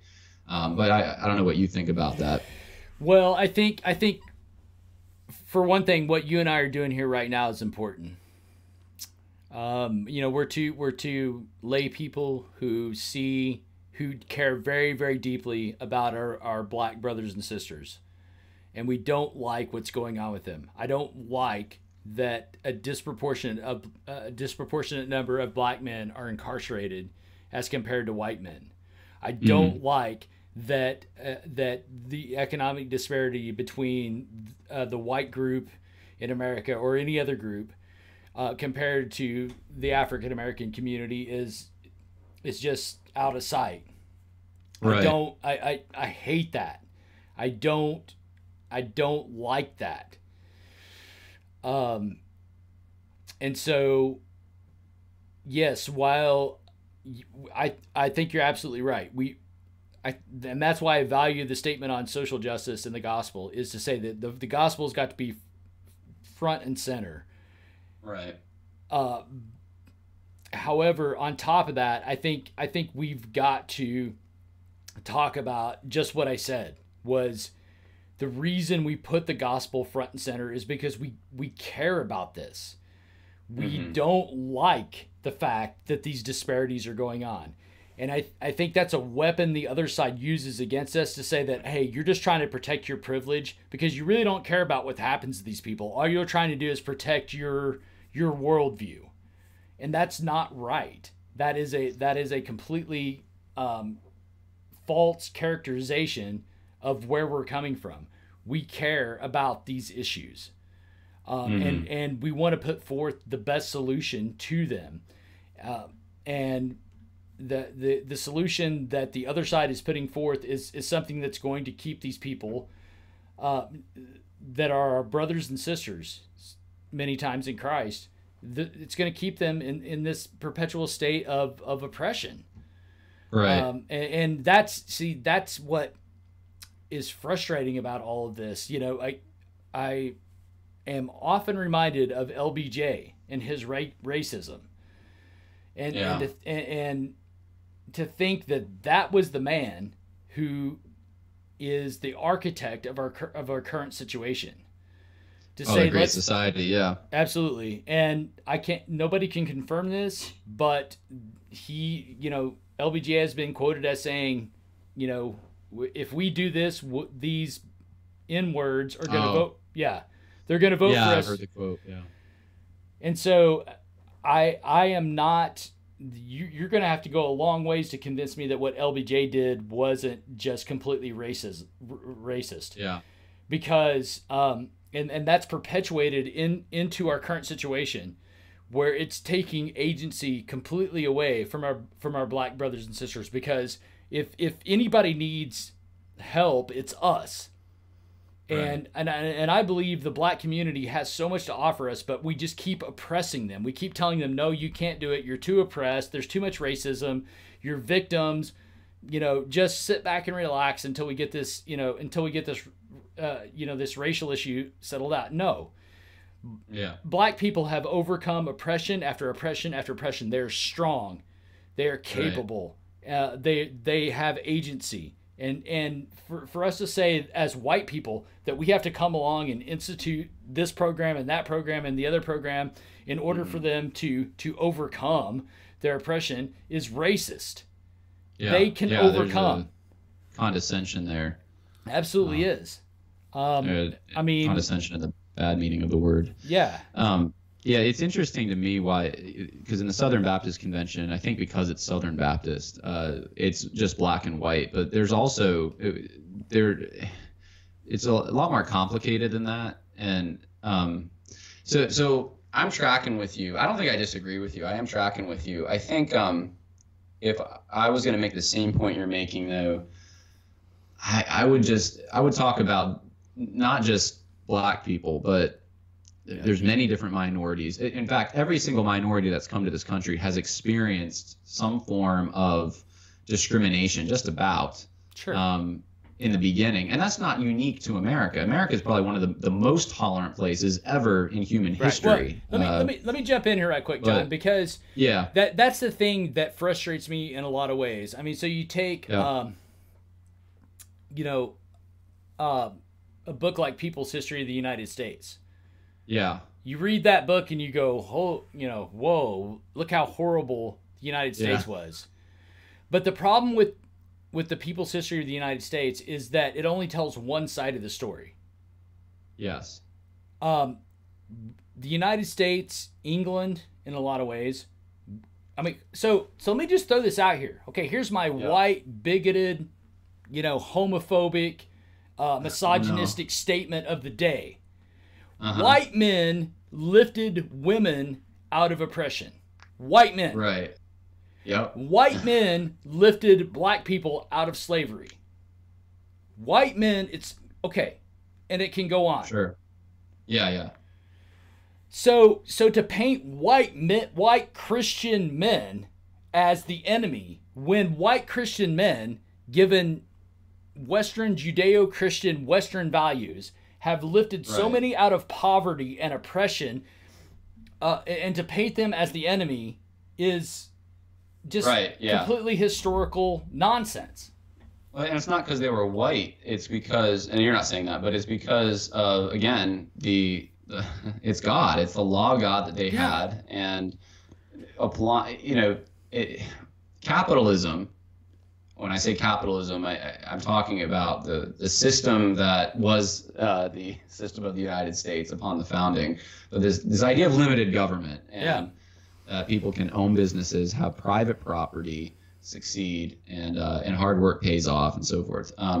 This has been the system that's lifted the most people out of poverty in the entire world history, pretty much. It's these ideas, and these ideas came from Christian understanding. I mean, that was kind of Max Weber's thesis in his book on the Reformation and Puritanism and capitalism. And so these ideas, why would we want to criticize those ideas and then blame them and say they need to go away? Well, that's the system that's helped people. And so that's tends to be what conservatives look to when they're looking for solutions to the problem that you just brought up, which is look at the disparity between, in the stats you were citing between black and white people. But I was going to make the point, you can do this within different segments of even white populations and say, you can do the same thing and say, look at this white population over here and how, worse off they are, or look at this Asian population, look how well they're doing, and compared to this Hispanic you can do this all day with all, but the point is there are those who, let's say, are in a desperate situation more so. They're in poverty, or they're just not making it like those of us who have more. And I could use that on myself. I could say, well, I'm a student, I'm impoverished. I should have my tuition and everything else. It should, like Bernie Sanders, I should just have it paid for by everyone else. We could play this game forever. But it stands to reason that the ideas of Christianity, which created the Western world, which gave us the free enterprise system, it's not a perfect world.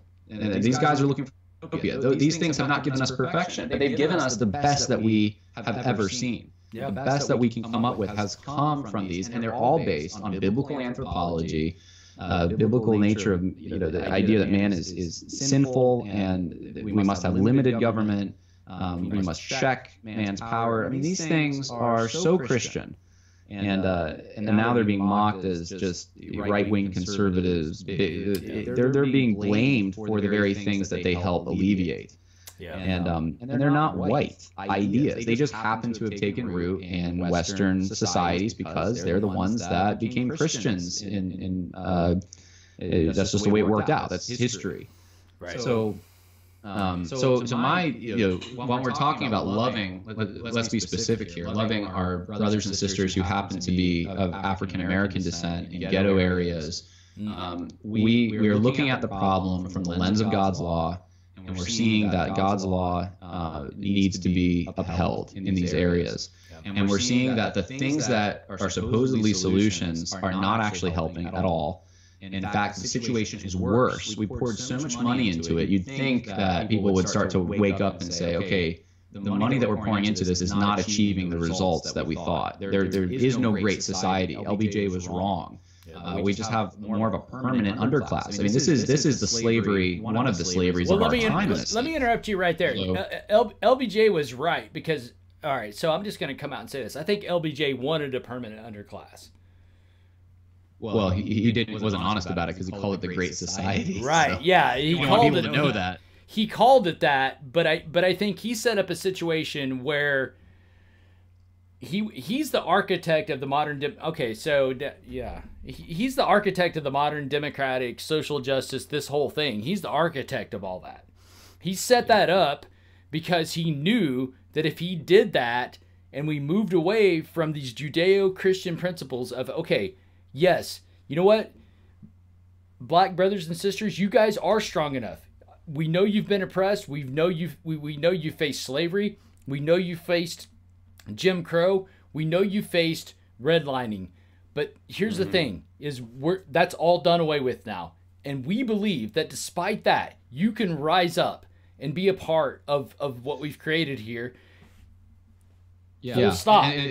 It's the same thing with if we look at the Chinese when they first came here, there's a great argument, I think it can be made, that the Chinese faced worse discrimination in America than any other ethnic group that's come here. Yep. I do think that argument can be made. I mean, and the Japanese too, the railroad workers out in California. I mean, the horrific discrimination, and yet look at where they are now. Right. As a demographic group, they're successful, and so you don't hear slavery being, for slavery that would be for African Americans, but for Asian peoples, you don't hear the sins of the past being brought up.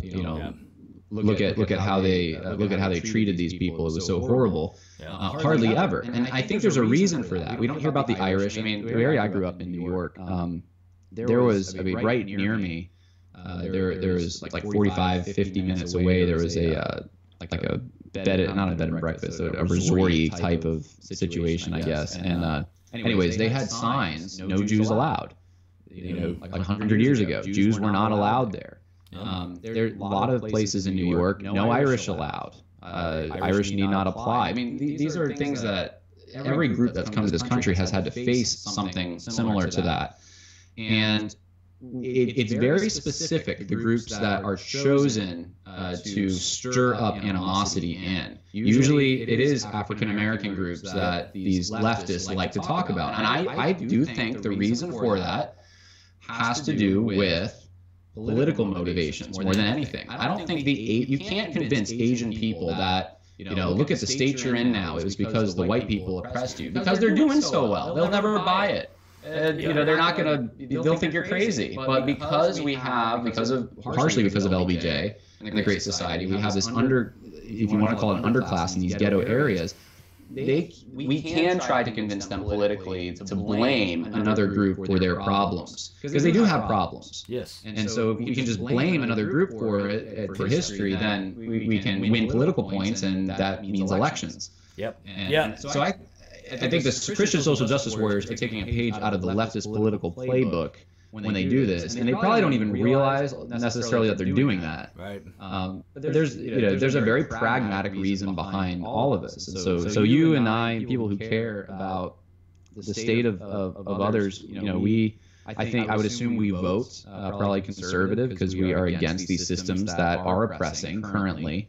And I would assume that we, I know for me when I'm in an area. I mean, I actually live not too far from an area where there's a lot more poor people. I do try to help them in practical ways. When someone needs a ride, needs gas in their tank, needs a meal, I do it just about, every time I have the opportunity. I try to do that to meet these practical needs. And I'm very interested in urban ministry for that reason. But it's frustrating when people call you a racist, and when you're doing these things, you're doing I have a busy life, but I do what I can. And but then it's because I won't adopt Marxism essentially, well, I don't make the cut, and it's very frustrating. And what it does ultimately is it stirs up, I think, more actual racism. So someone who actually cares about people, and then they're told over and over again, you're white, you're racist, you're straight, you're a sexist, you're a homophobe, whatever the case may be. It just starts making some people, unless they have a strong will to resist it, it starts making them angry. How come I'm being told that? And it actually creates things like an alt-right. And I've seen this firsthand, that kind of resentment that it stirs up. So quick story. When I was at college, I had a friend of mine who was in the same socioeconomic bracket as me, and we were the same age, pretty much raised in the same kind of household, and I was raised in a very colorblind way. I just didn't really care. I didn't see race as even a thing. It was just, I just saw people as people. I know, I'm racist for that. I just didn't even think about it. I saw racism even from white people in certain jobs I had and stuff, but it was nothing like, they weren't like, they weren't going out and beating anyone up, they weren't committing crimes. But I saw racial attitudes at times, but in general, I just didn't think that way. And I had this friend of mine, and I remember we went to school, and it was community college. And I remember one day he tells me, I think we went to the cafeteria, and he's getting food there, and I'm like, hey, how do you pay for all this? Because I had to pay for my tuition, and that's not at this point. I think my parents actually had given me some of their white privilege, so that was paying my tuition. But I had to pay for my gas, and I had to pay for my textbooks, and that alone, car insurance, gas, and textbooks, and rent, and my parents were charging me rent. Like, I had to have a job. And my friend here, he didn't have a job, and yet he was, he wouldn't pack in a lunch. He just eat. I said, how do you do that? I don't understand it. He goes, oh, they pay me. I said, who pays you? So, no, there's an affirmative action department at the school. I said, they pay you to eat? They had gas reimbursement. They had textbook reimbursement. He made money off of it. He tells me this. He goes, yeah, I actually get paid to go to school because there's some left over. I said, no way. It's not even just. And I said, my parents have to pay tuition. Do you pay? No, I don't have to pay tuition. And this is, I'm not joking here. This is what he said to me. I said, is it because it's like this is the not racist person, I guess, or just not aware of race that I was. I said, well, does your dad just not make a lot of money? It didn't even occur to me that it could be because he's a black person. Is your dad, are you guys doing okay? He goes, no, our dads probably make the same amount. He goes, it's actually because I'm black. And he just told me that. And I'm just looking at him, and I remember the first thought I had, man, I wish I was black. That's the first thought I had. I was like, man, I could go, eat for free essentially. I could make money off of this. Right. And so that's a quick story, but it illustrates the problem, because some people, when they find that out, it conjures up resentment. How come they get that and I don't get that? How are they better than me? How come they're, my tax money is going for that? And how often do you hear someone say something like, lie about who you are on one of those entry, you're getting hired, if they have all that rate, lie about it. Say that you're one of these minorities because you'll get something for it. Yeah, Elizabeth Warren. So, yeah, Pocahontas. Yeah. Exactly. So that creates racism. That was really my only point. And it's not. And the thing of it is it. I mean, while it might appear on the surface to be helpful, it's at the end of the day, it's not, because you're not presenting the realities of life.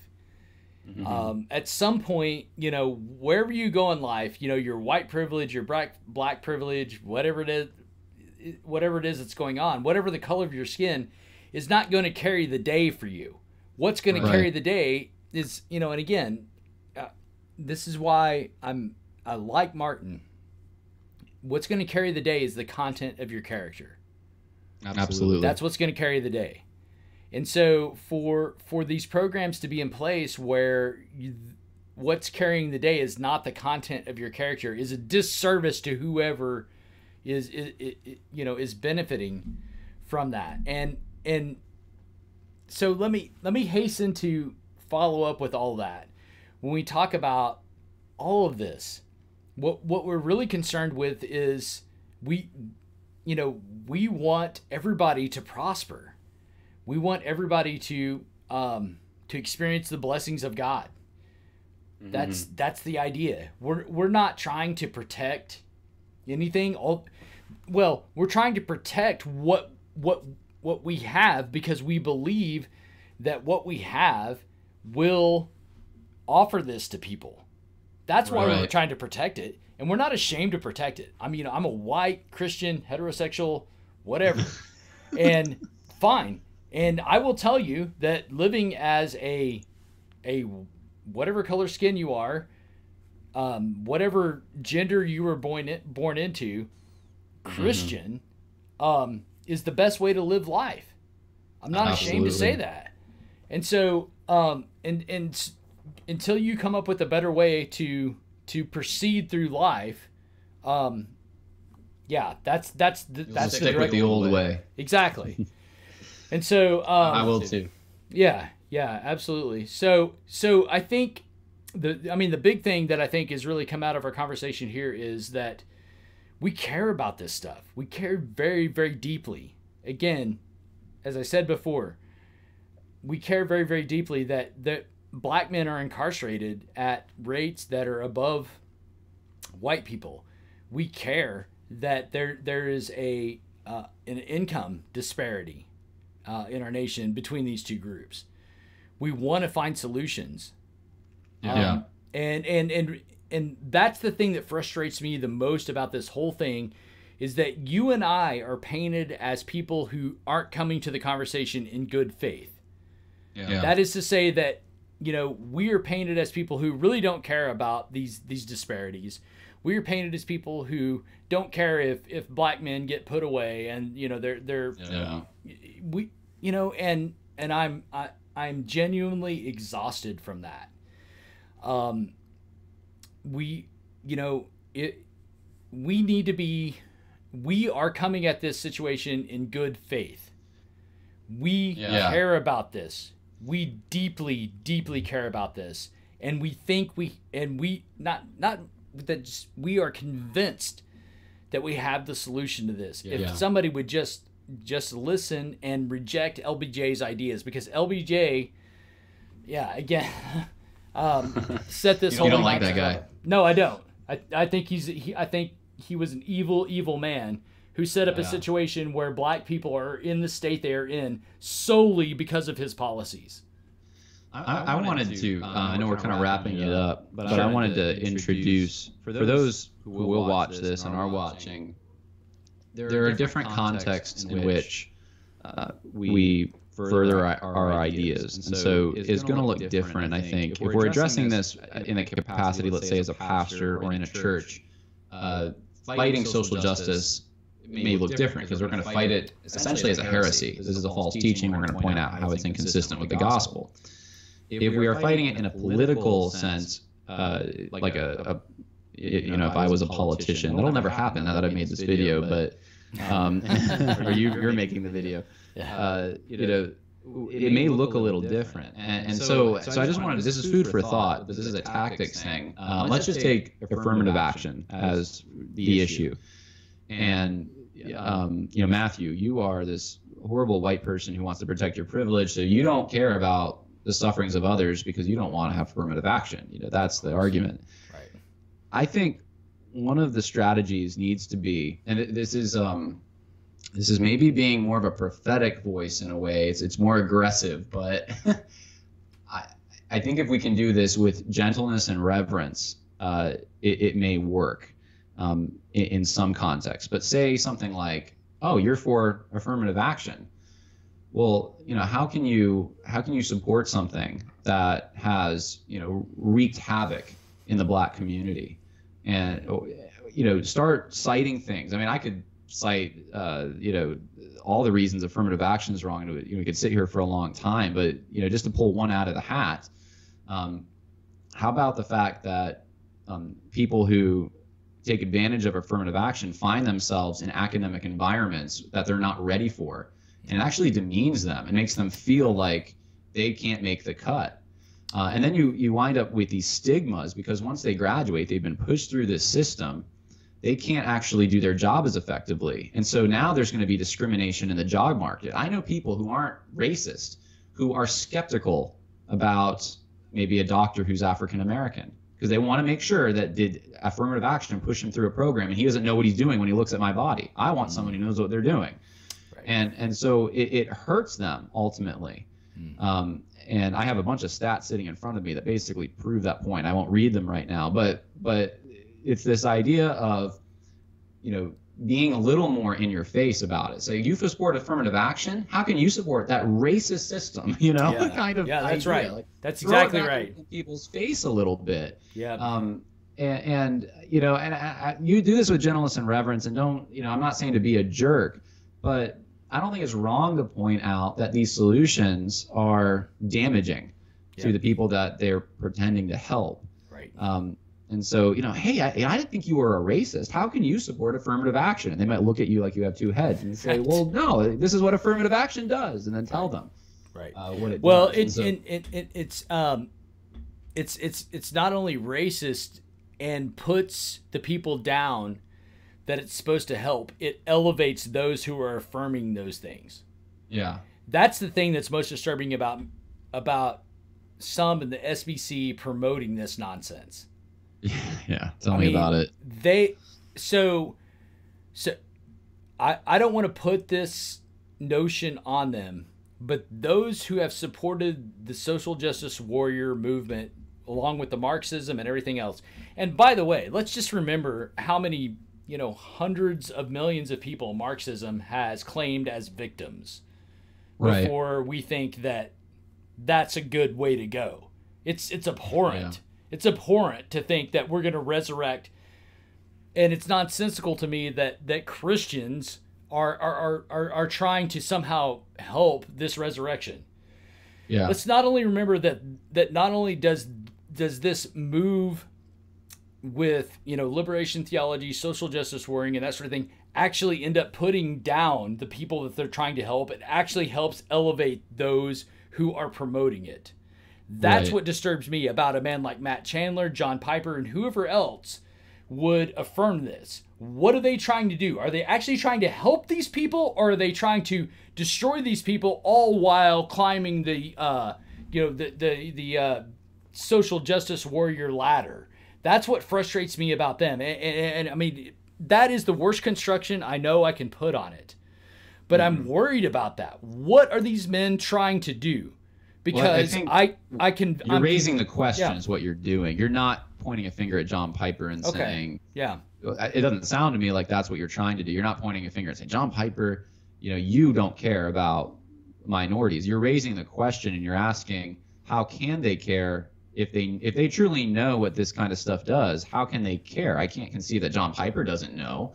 Right. So am I tracking with you? Yeah, no, that's it. I mean, and that's the reason I'm very, very, very willing at this point, until they prove otherwise, that they are proceeding out of ignorance. Because, again, I went to Claremont. I can promise you, looking back on it, this has nothing to do with caring for these people. This has to do with putting those people in their place and lifting this certain individual into a prominence of power. That's all it has to do with. And then when that person is put in the certain position of power, then that individual, presumably, like Castro, is going to turn the nation into this utopia.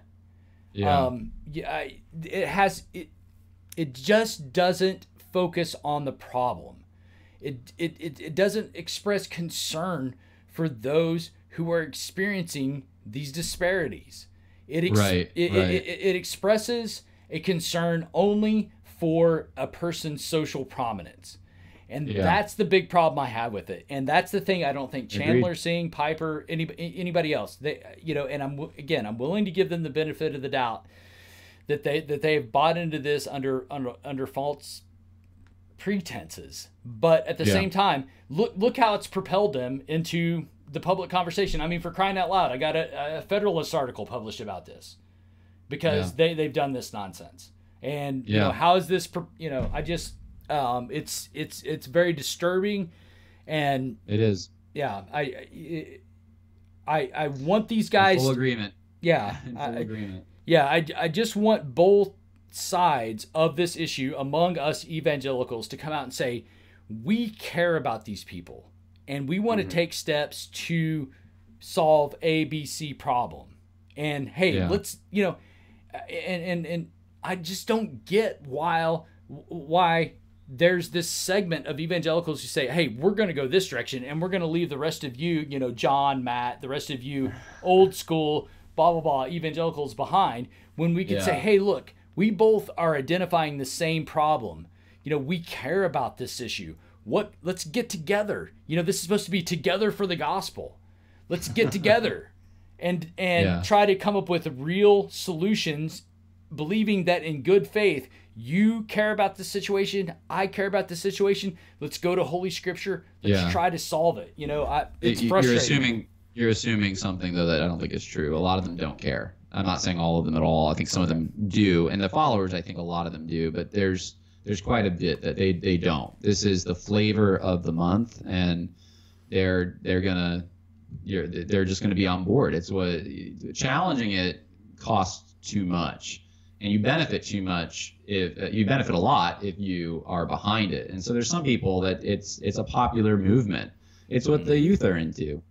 A lot of these youth that are coming into seminaries have been trained in public institutions for higher learning, and they've already, they've received their inoculations against a Christian application of justice, conservatism, and so forth. And now they're in a place where they're hearing the same thing coming from Christian professors, and I don't know. There's just Voddie Baucham has made the point over and over that social justice is a he says billion-dollar industry. So there's a lot of power there. But I do think that approaching it the way Jesus approached a lot of things with the Pharisees, Jesus asked a lot of questions that they couldn't answer. And I do think asking a simple question like that, in a humble way.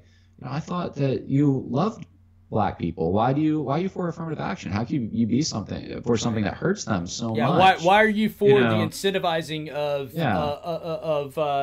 illegitimate children? These sorts of things. Right?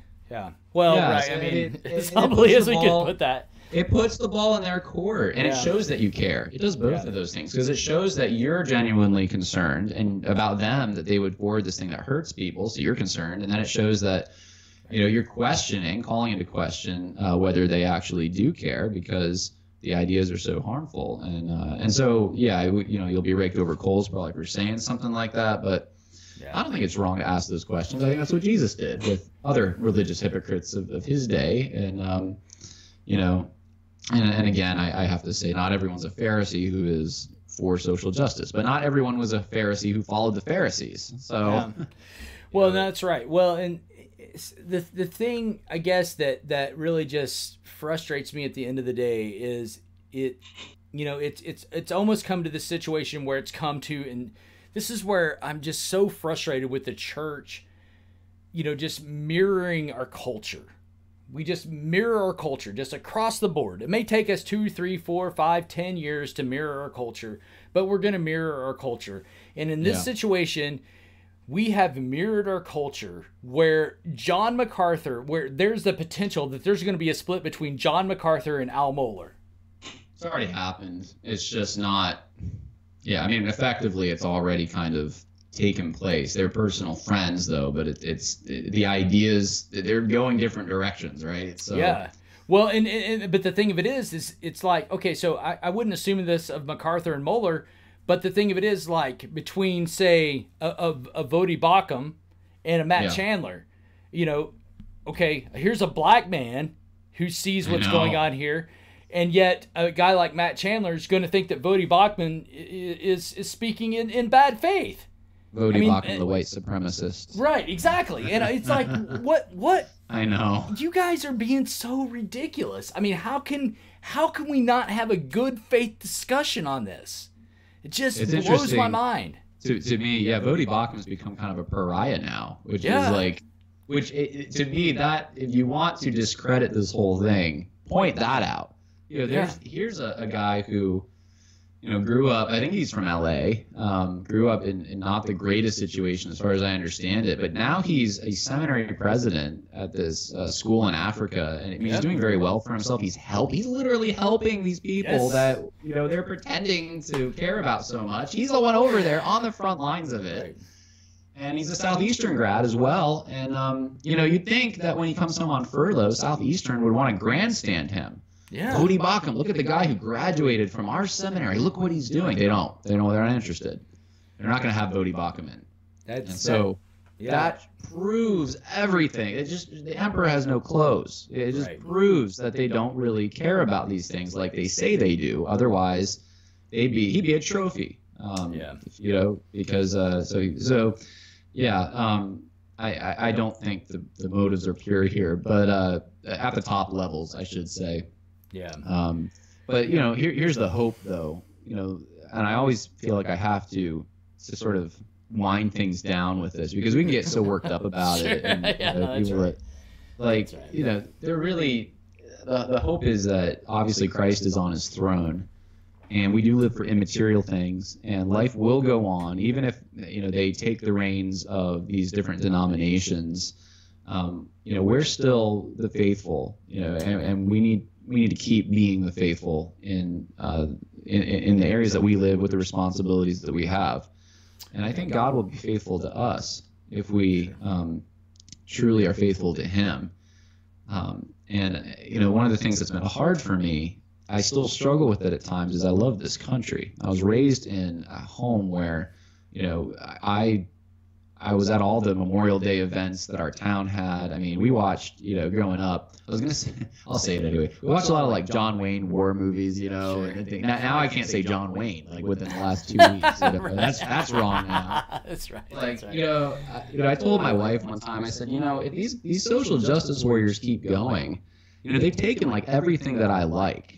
And I'm like, they better not take barbecue and ice cream. I mean, those are like the last two things that I have that I like. They've taken everything else from me. Right. If ice cream's racist, it's like, you know, that's the day like I become one of the crazy, you know, not alt-right, but like I have the bunker, you know, and all my firearms down there, and I'm waiting for the apocalypse if they decide to do that, but well, don't get caught in that trap, because I promise you that's the direction they're trying to push you. No, I know. I wasn't serious. I was completely joking. I know, but that's you know, that's the thing, is what's interesting in our political climate right now. And so when we talk about all this despair, I think we've experienced some very extreme things, and I think that perhaps the extreme things are gonna, you know, so you got this pendulum swing, so we got this extremism, and it's gonna, you know,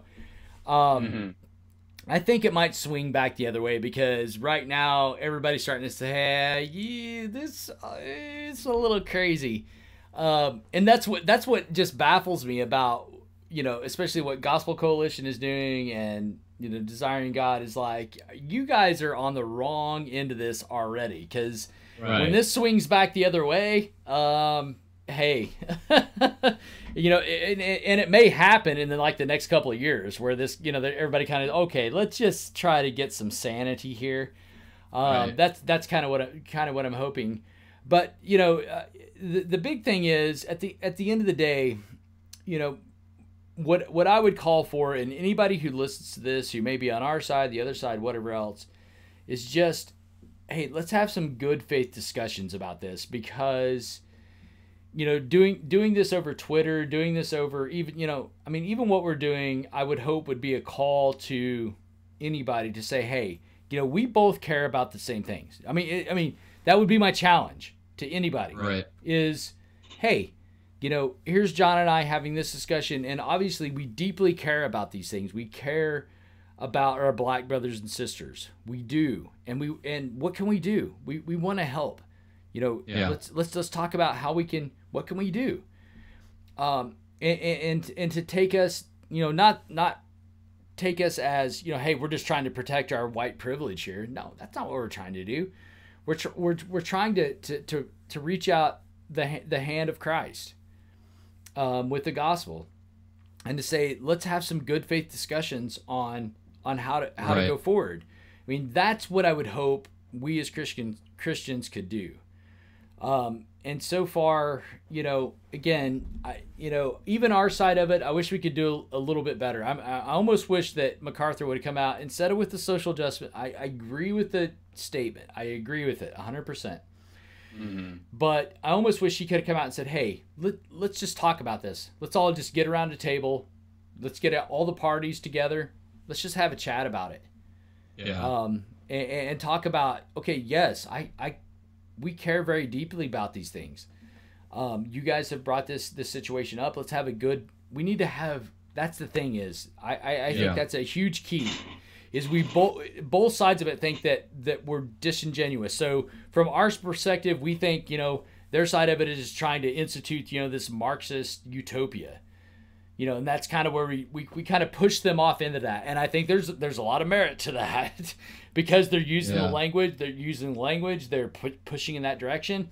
And I'm suspicious, I really am, that they are pushing in that direction. But at the same time, they look at us and they say, well, you guys are just a bunch of, white supremacist racists who want to protect, So, okay, so let's stop that nonsense. Okay, I'll stop believing that you want to institute some, different Marxist utopia, and you stop believing that I'm some white supremacist, and let's come together and talk about this.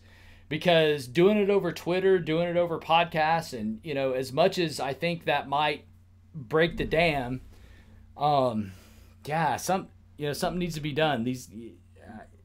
I don't know. If it's any encouragement to you, I actually have had some success with people one-on-one on this issue.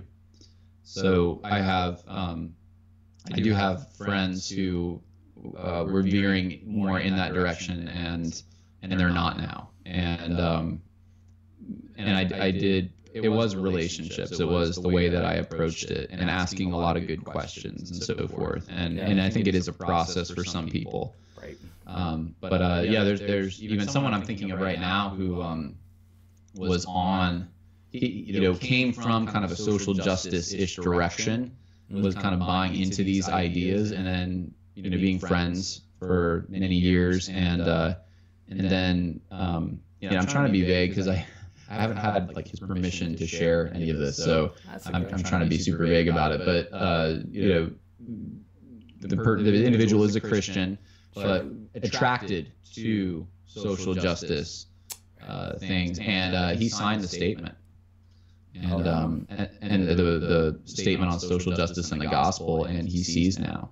And so he's one example. There's others out there, but I have had some success. I think there's no silver bullet. You're not going to be able to. A lot of these people are too far gone, I think. I wrote a little blog called Immunizations and Hamster Wheels, I think, which was a follow-up to my video I did at Southeastern, and I talk about that. There are those who I compared it kind of to getting a disease. Like social justice is like getting an ideological disease. Yeah. And the gospel should be kind of like an immunization against that. But there are those who they've caught the disease, and it's too late to give them an immunization. And so it's like you spend all your time convincing them they have a disease. And I do think that's one of the things the statement on social justice and the gospel is trying to do. Because the battle is for the gospel. I fully agree with you. But it doesn't go far as we'd want it to. But I don't think it was meant to. I think it's just got a very laser focused. The gospel is the battle here. And I know just for clarification's sake, I know MacArthur was consulted in a sense, but he actually had very little to do with, I think, actually drafting. I don't think anything in there is probably his words. I think he was consulted on it, and then after it was signed, and John MacArthur was just the most prominent signer. Right. He gave all those sermons at his church that they used on the website, but there was a bunch of Southern Baptists who came together. I know this because of connections I have, but there were a number of Southern Baptists at Southern Seminary who got together at Southern Seminary, and they were actually involved in helping draft this thing. And then the professors who were currently on staff at Southern weren't allowed to sign it, basically, or they couldn't. So because of political concerns and so forth. But there's a lot of people that agree with this that are muzzled, that can't speak. And sometimes I think we get discouraged because we look and we say, look at this big army. You know, it's like Elijah. It's like, look at this. What are we going to do about this? And there's more than I think we know that see the issues with this. Yeah. And so I think our conversation has been beneficial, and I'm encouraged. I'm glad you're out there saying these things in the Missouri Synod as a Lutheran, and we're making so many inroads right now as far as across denominations, right? You're Lutheran, and well, I'm kind of like a recovering Southern Baptist, and where hey, we got plenty of room in the Lutheran, the Missouri Synod, yeah. Look at all this goodwill here. I mean, there can't be any bigotry for a Lutheran and a Southern Baptist. Yeah. So when you said you liked Martin Luther, I thought you meant you were talking about Martin Luther King for a minute. I was like, oh, Lutheran, Martin Luther. So yeah. Yeah. No, we're Lutheran. Well, and that's the thing is that's really where my hope in a lot of this lies is that, I mean, maybe Mohler and MacArthur are just going to ignore the issue. But what I'm hoping is that the two of them can get together on this, and because how can John MacArthur and Al Mohler get together and say, I think you're acting in bad faith? They can't say that to each other. There's no way. And so the Shepherds Conference will be very interesting. It should be interesting. To see what happens, because I think American evangelicalism could have a real voice in this in our culture, to say hey, we had this dispute and we went through all the processes, and here's where we came out, and maybe the rest of you might take a cue from us, right? Because we care about this stuff. All of us do. There's nobody here hoping that more black men will be put in jail. There's nobody here hoping that black families will continue to be impoverished at the rate they are compared to white. There's nobody here saying that. I mean, we all care about this. Yeah, no one I know. There's not one voice. There's no prominent voices for sure, and I don't know any voices. I've never even heard that kind of language. Right. But that's the boogeyman that's demonized. That conservative ideas somehow that's what's responsible. It's like, I don't know who you're talking about. It's this nameless. I mean, I can name people on the left in evangelicalism that are pushing the neo-Marxists, and I can point out that's neo-Marxism. I can't do that with supposedly these Klansmen or neo-Nazis running around that are on the other side. Where? What? Like, yeah. Well, and I guess that would be the only, if I were to give advice to James Wise, Dr. White, and Dr. Bauckham, and and those guys, I would say, okay, so go on the offensive a little bit here. talk about how you care about these issues more often, because I get the defense. I'm totally on board with that. The statement on social justice, I think, is a defensive proclamation. Right. But did you watch their videos from the Social Justice and Gospel conference hall? Yeah. But I thought Bodie was pretty strong. He did so okay. Was James White at the end. He did okay. But that would be the thing I would say that they could emphasize even more, is just, hey, you know what? We care about these things that these other people are bringing up. It's not that we don't care about them. We want to solve these things, and we think the solution to them is the gospel. We think the solution to them is the gospel that empowers a person to obey the commands of Holy Scripture. That's the solution to them. So, that would be the thing I would just encourage them to emphasize, maybe just a bit more. And I know it's hard. It's a difficult battle. But that's the thing that I think that we often get accused of. Oh, you guys don't care about the fact that black men are in prison. You guys don't care about the fact that black people are impoverished. You just want to hold on to your white privileged Christian position, And so, so two things. One, I think we should emphasize that more, and B, I don't think we should be surprised when people say, "Oh, whatever, you're just saying that." Because that's what they'll say. Because that's what they'll say. Yeah. That's right. But at least we said it. At least we said it. Yeah, and I don't have any problem saying that. I think the only thing that it gets annoying to me sometimes is sometimes I feel like, why do I have to say, earlier when I was saying I don't agree with Hitler, I don't agree with, why do we have to why do we have to say that we're not racist, bigots, homophobes all the time? It's ridiculous. Just two days ago, in just an online discussion that was very simple, where I made a similar point, someone was saying, so you agree with Hitler? And I'm like, how come me stating a historical fact about Hitler is me agreeing with him? I don't understand. It just became this whole thing where I didn't want to. I didn't want to have to say I don't agree with Hitler, because I'm like, this is so absurd. I shouldn't have to say. That's how that's 1984. I'm required to do this, I don't know, this civil exercise where I denounce something. I'm kind of like that annoys me somewhat. I think so here's the thing. I agree with what you're saying to a point. Here's where I would be uncomfortable. The issue is the gospel is being compromised more than any other issue. And the second issue is this does not help the people you're claiming to help.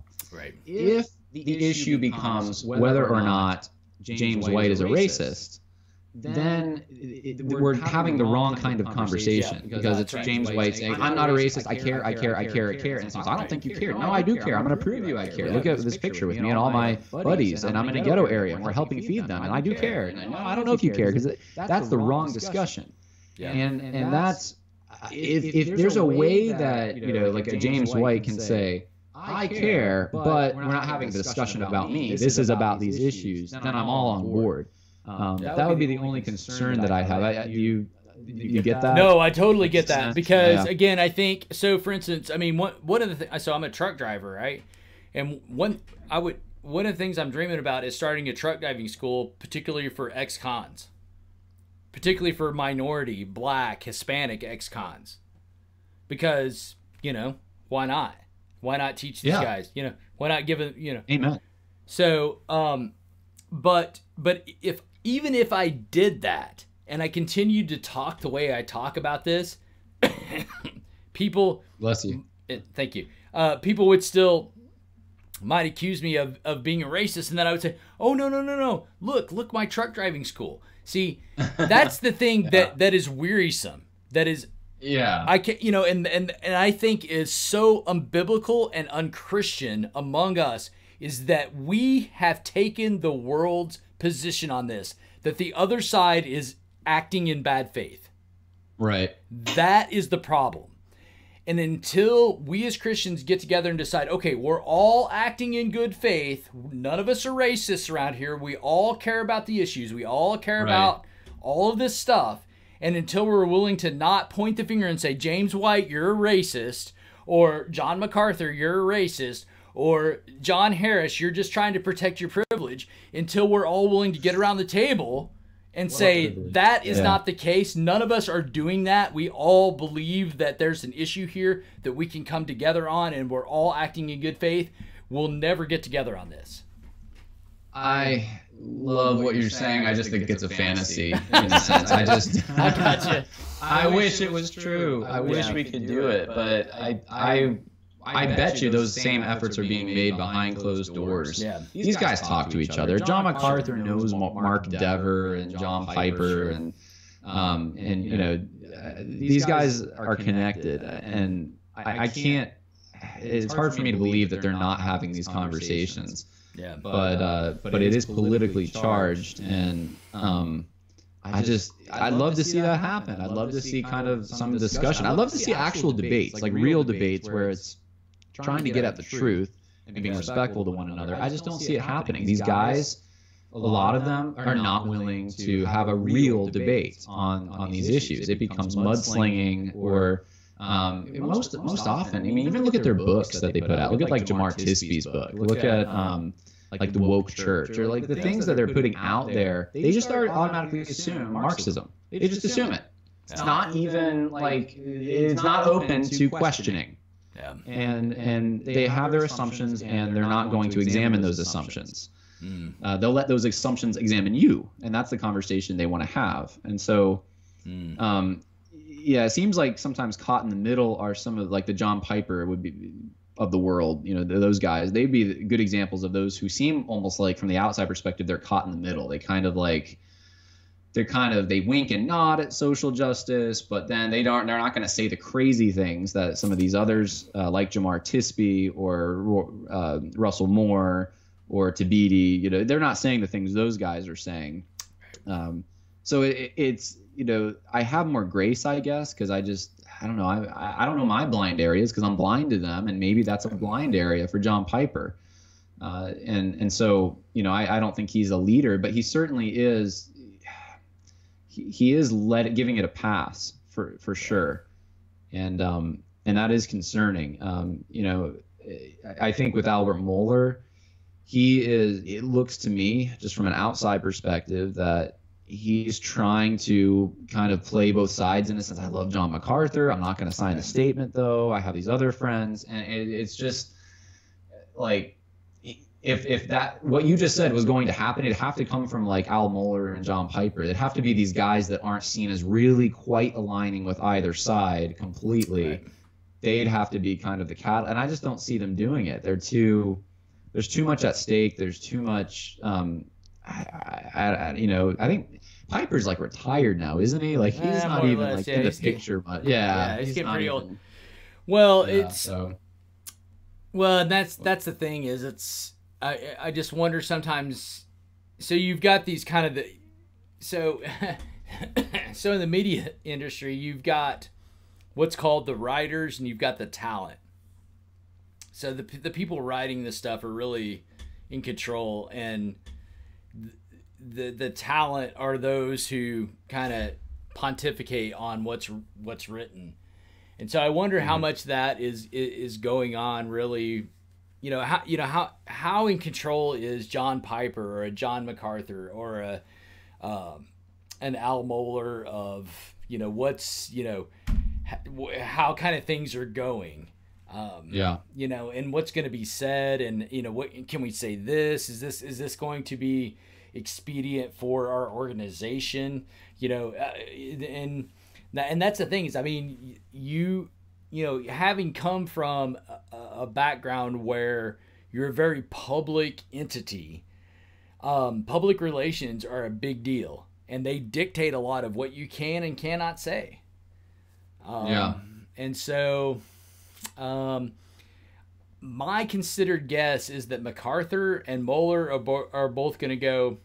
So Shepherd's Conference is coming up. I would bet you 99-1 that not a whisper of this gets mentioned at Shepherd's Conference. What are we betting? I don't have any privilege by which I can bet you really, but Okay. I will. Yeah, like a gentleman's bet. Just for. I think it'll come up. I do think it'll come up. Yeah, but it was not going to be like a hard hitting. It'll be kind of like some statement on unity of some kind, and I don't think it'll be pre-planned. If it does come up, it'll probably be in the Q&A session. Someone, it's going to be interesting though, because the reason I think it might come up is because I've been to Shepherd's Conference many years. In fact, I was offered a free ticket this year to go, and I just don't think it's going to work out for me. But I just being there the years that I've been there, these guys can get pretty informal when they get comfortable with one another. Oh, okay. And they get in a room where everyone's kind of comfortable. And I know this is like the big issue, but I think Al Mohler and John MacArthur are truly friends, and I think they're comfortable with one another. Yeah. So if they're comfortable with one another, and everyone else is going to be talking about it, let's just face it, everyone's going to want to know. Right, that's true. Everyone, yeah, and they know that. They know that everyone's thinking the same thought. Yeah, they better get ready for something. Yeah. So I think they're going to have some kind of a plan, but I don't. It'll probably be some informal kind of like, we'll take care of this in a Q&A session, and we'll just kind of we'll show that we're cordial with one another, and that we can still disagree and be brothers. I think that's probably what's going to happen. But I can't see it not being mentioned. It's the elephant in the room. Yeah, it not is. To take the James McDonald elephant room reference there. Well, it should be interesting if they can. I mean, should be interesting if they can keep that elephant in the room without mentioning it or whatever. Should be interesting. But I just don't get it. I really don't. I mean, again, I'm definitely apart from you on this in the sense that when I saw Together for the Gospel this year, especially David Platt's lecture, I was just like, what is going on? And so I had a friend there. Were you there or? I was not there, but I mean, I always watch all these conferences, and I just Did you find out what happened like in the audience when David Platt gave that lecture? No. What was going on? Yeah, so I had a friend there, and I called him up because I was putting out stuff on social justice, like right before I even had something on racial reconciliation. I think like a year before the MLK thing. And I was a lot of these things that are being said now, like I was some of these things, not to toot my own horn, but because I was in a seminary where this was being promoted, I kind of saw down the line. And I put out something, I think a friend of mine might have written it, and I carried it on my blog during the Together for the Gospel thing. And I'm not sure why this relates. It does relate somehow. Anyways, I had a friend of mine, I think, read it, and then he messaged me like, hey, I'm at Together for the Gospel right now, and they're basically saying, the social justice stuff you're talking about, they're saying here or something. And I'm like, what? We gotta talk. And I call him up, and it's an extraneous detail, but he says to me, yeah, it's have you seen David Platt's, what he said? I'm like, what? So I checked it out. I'm like, oh my goodness, I can't believe that was said. He's like, and I'm like, well, what's the reaction? Are people like throwing him overboard, or are they accepting it? And he said there was like a visible, like when he started, there's kind of like a section in the beginning where he kind of veers off. He has all these like, I'm afraid of saying this. I don't know. It's not comfortable to talk about this, but, and then he starts citing all these stats. There was like a visible like gasp coming from the audience. That's what he told me at least. And he said that there's an app they have for Together for the Gospel, I guess. And at least conferences now have apps. And there's like a chat section, and he's like, it was blowing up. Like, people were like, a lot of people were really like not happy with what David Platt was saying, and like even during his speech, it was kind of blowing up. And that's why Thabiti, when he came up, I don't know if it was the next day or later that day or something, but he came up to talk, and he scolded the whole audience for the way they treated David Platt. Yep. Because he knew what was being said in that app on that chat room. So. I mean, I'm saying that as an encouragement that not everyone is for this necessarily. Right. And when it was a shock to them when David Platt started saying the things he was saying. Yeah. And MacArthur kind of rebuked him too in a very, very roundabout way. But I don't know if you listened to what MacArthur said there. Yeah, but I didn't catch it. Yeah. It wasn't David Platt specifically, but the social justice in a sense. He made this long list of the things that people are concerned about in their churches. And he talked about ethnic diversity being one of them. And he's like, basically, that's not what's important. It is important. And then he started talking about all these biblical words that we should be caring about in relation to the church. But yeah, so it was kind of, a lot of people took that as kind of, I think people desperate for someone to rebuke this were taking that as a roundabout rebuke. Yeah. But anyway, yeah, so people weren't necessarily all on board with what he said.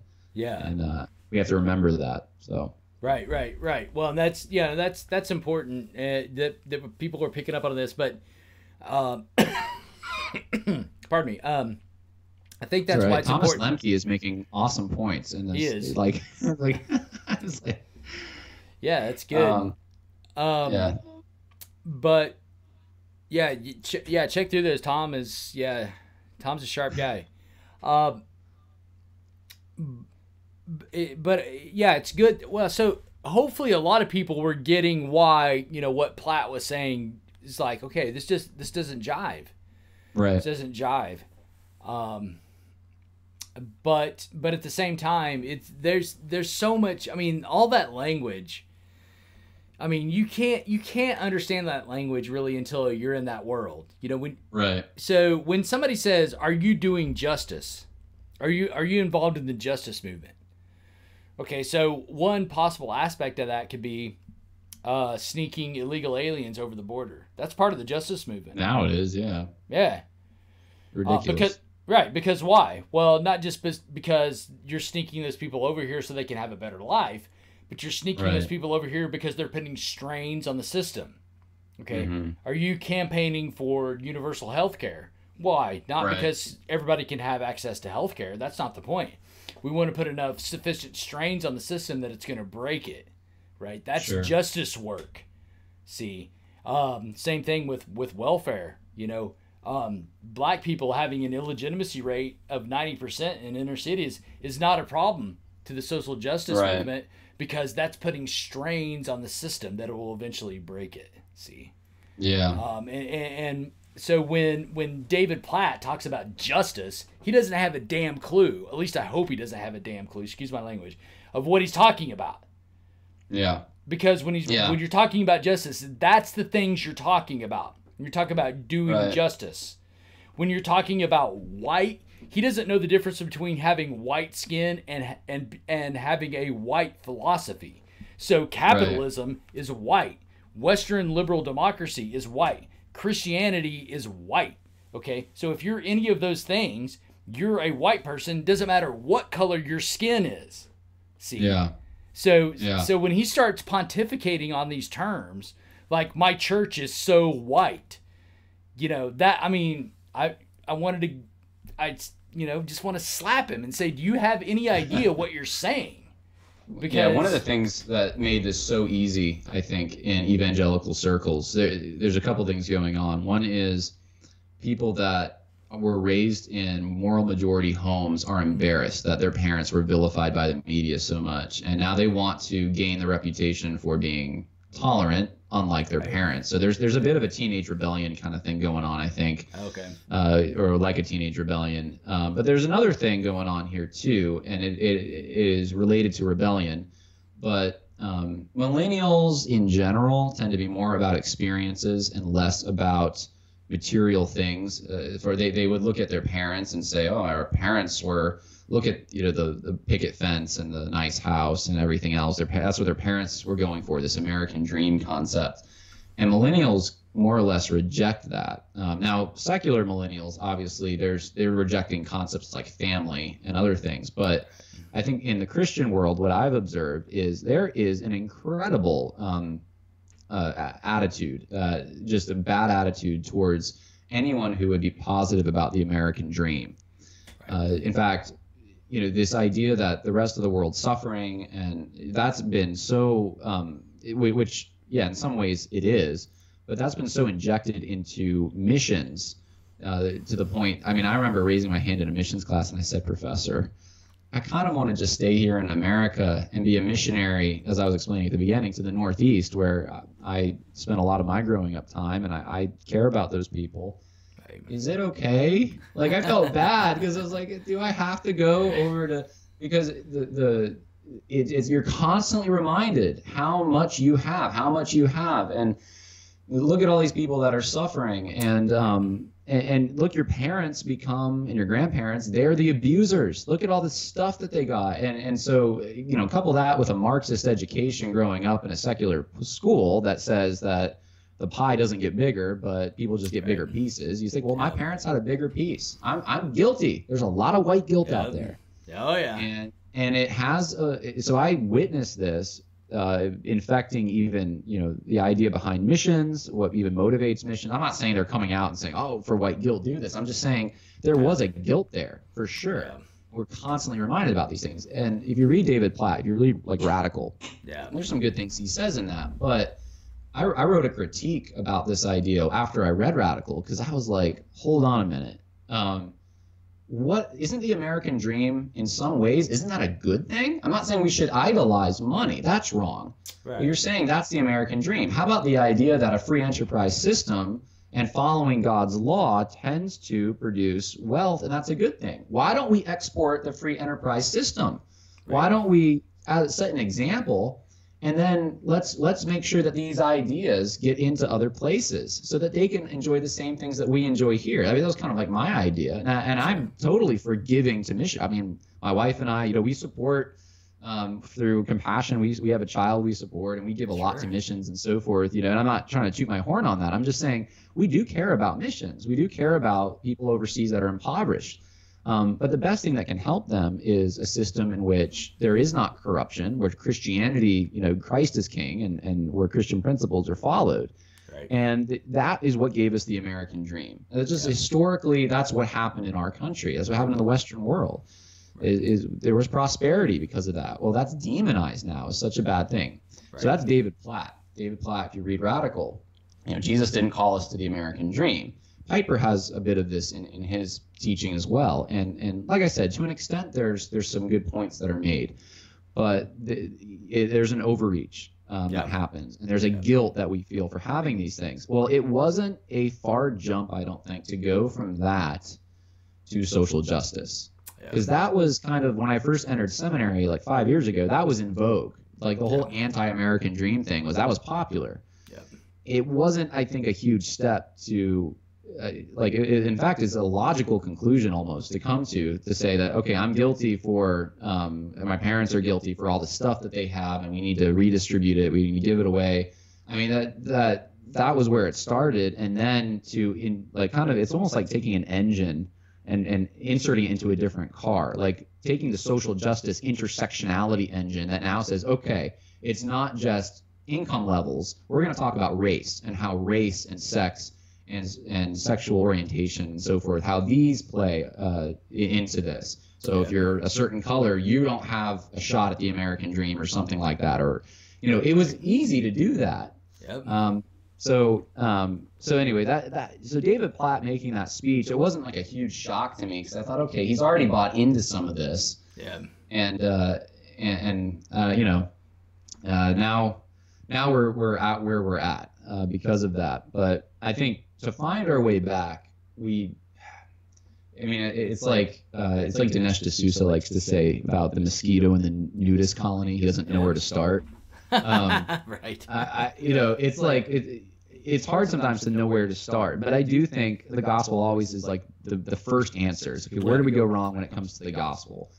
And so I think because the gospel treats everyone as equal in the sense that they're sinners before God, and it looks at things from an eternal perspective, not this temporal materialistic perspective, which is the problem with all of this, is looking at everything from just a materialistic perspective. I do think that is the starting point. Say, okay, look, you could be the richest man in the world, and you really think that guy has privilege? He's going to die and go to hell. That's some privilege for you, you know. I'd rather be a poor man that doesn't have that, and so so anyway. Well, I mean, Yes, yeah. I mean that's exactly what Jesus teaches us in St. Luke with the parable of Lazarus and the rich man. Right. You know, and that's right to say that, you know, we're that it seems like, so I'm a Lutheran, so we have this distinction between law and gospel, and right. You know, our culture, our society wants to preach the law. What do you have? What have you accomplished? You know, these sorts of things. Instead of talking about the free gifts of God to people who don't deserve anything. Praise God for privilege. Yeah. You heard it here first. Praise God for privilege. That's right. And so I think that's exactly right. And that's where I'm really very much in agreement with the statement on social justice and the gospel is that we've got to talk about how we are all fallen creatures, that, you know, no matter, you know, if I'm rich and you're poor, in the eyes of God, that is irrelevant. That is irrelevant. What we need to talk about is, you know, the fact that Christ lived, taught, died, and was resurrected from the dead for the forgiveness of our sins. And on that ground, we all, you know, there's no, you know, he made the high places low and the low places high. He leveled it out. You know, so if you want to talk about communism, that's the ultimate communism, right? The forgiveness of sins is available to everyone, you know, without any earning anything. And I think that's the thing we look for in a lot of ways, is we look for equality in pleasure. We look for equality in economics. We look for equality in whatever else it is. But to point people to the equality of men before God under the gospel, amen. We rarely look there. Yeah. That was a great point, Matthew. I think that's a good point to wrap things up on too. Yeah. If that's okay. Yeah, absolutely. We've been going a long time, man. This has been great. And I almost sense that a few times you were kind of like, let's bring it to a close. And then one of us would make this great point. It's like, okay, let's explore that. Yeah. But yeah, no, I had fun. I appreciate you having me on. And sure. Yeah. Where can people who might be from my side who are watching, where can they find your stuff? Well, if you've got the link to my YouTube channel is not too prominent yet. So if you can go to my YouTube channel in layman's terms, if you can find that, I've linked it. Well, they're on it right now. If they're watching, I'm on it right now. Yeah. So you have a podcast and you write for the Federalist, right? So yeah, I do. Yeah. Yep. So you can do Matthew Garnett Federalist. You can find my articles there. Hopefully people will be able to find this on my YouTube channel, and we'll keep linking it. And what I'm going to do is I'm going to pull the audio off this, and I'm going to turn it into a podcast here in a couple of weeks. So it'll go up on my podcast feed and that sort of thing. So yeah, we'll put all this on there. Oh, look here. Oh, it's my wife. Hi, my wife. There's Jenny. All right. God bless you. I hope you have a good rest of your weekend. Yeah, will do. Thanks for spending the time, John. This is really great. I hope this will be helpful to people, and hopefully, you know, some folks can kind of come across this and, you know, and see what some of us are. That's one thing I don't like about this whole celebrity pastor thing is sometimes you get so aloof to that you stop listening to people that are on the ground, and hopefully we'll get into the ear of a couple of these guys that are up there in the, you know, higher echelons. So anyway, man. Sounds good, brother. Keep doing what you're doing. Yes, you too. Okay, yeah, let me know, and let's do this again on some other topics or whatever else, man. Let's keep this up, and we'll do what we can do. All right, talk to you later. Bye now. Yep, take care, bud.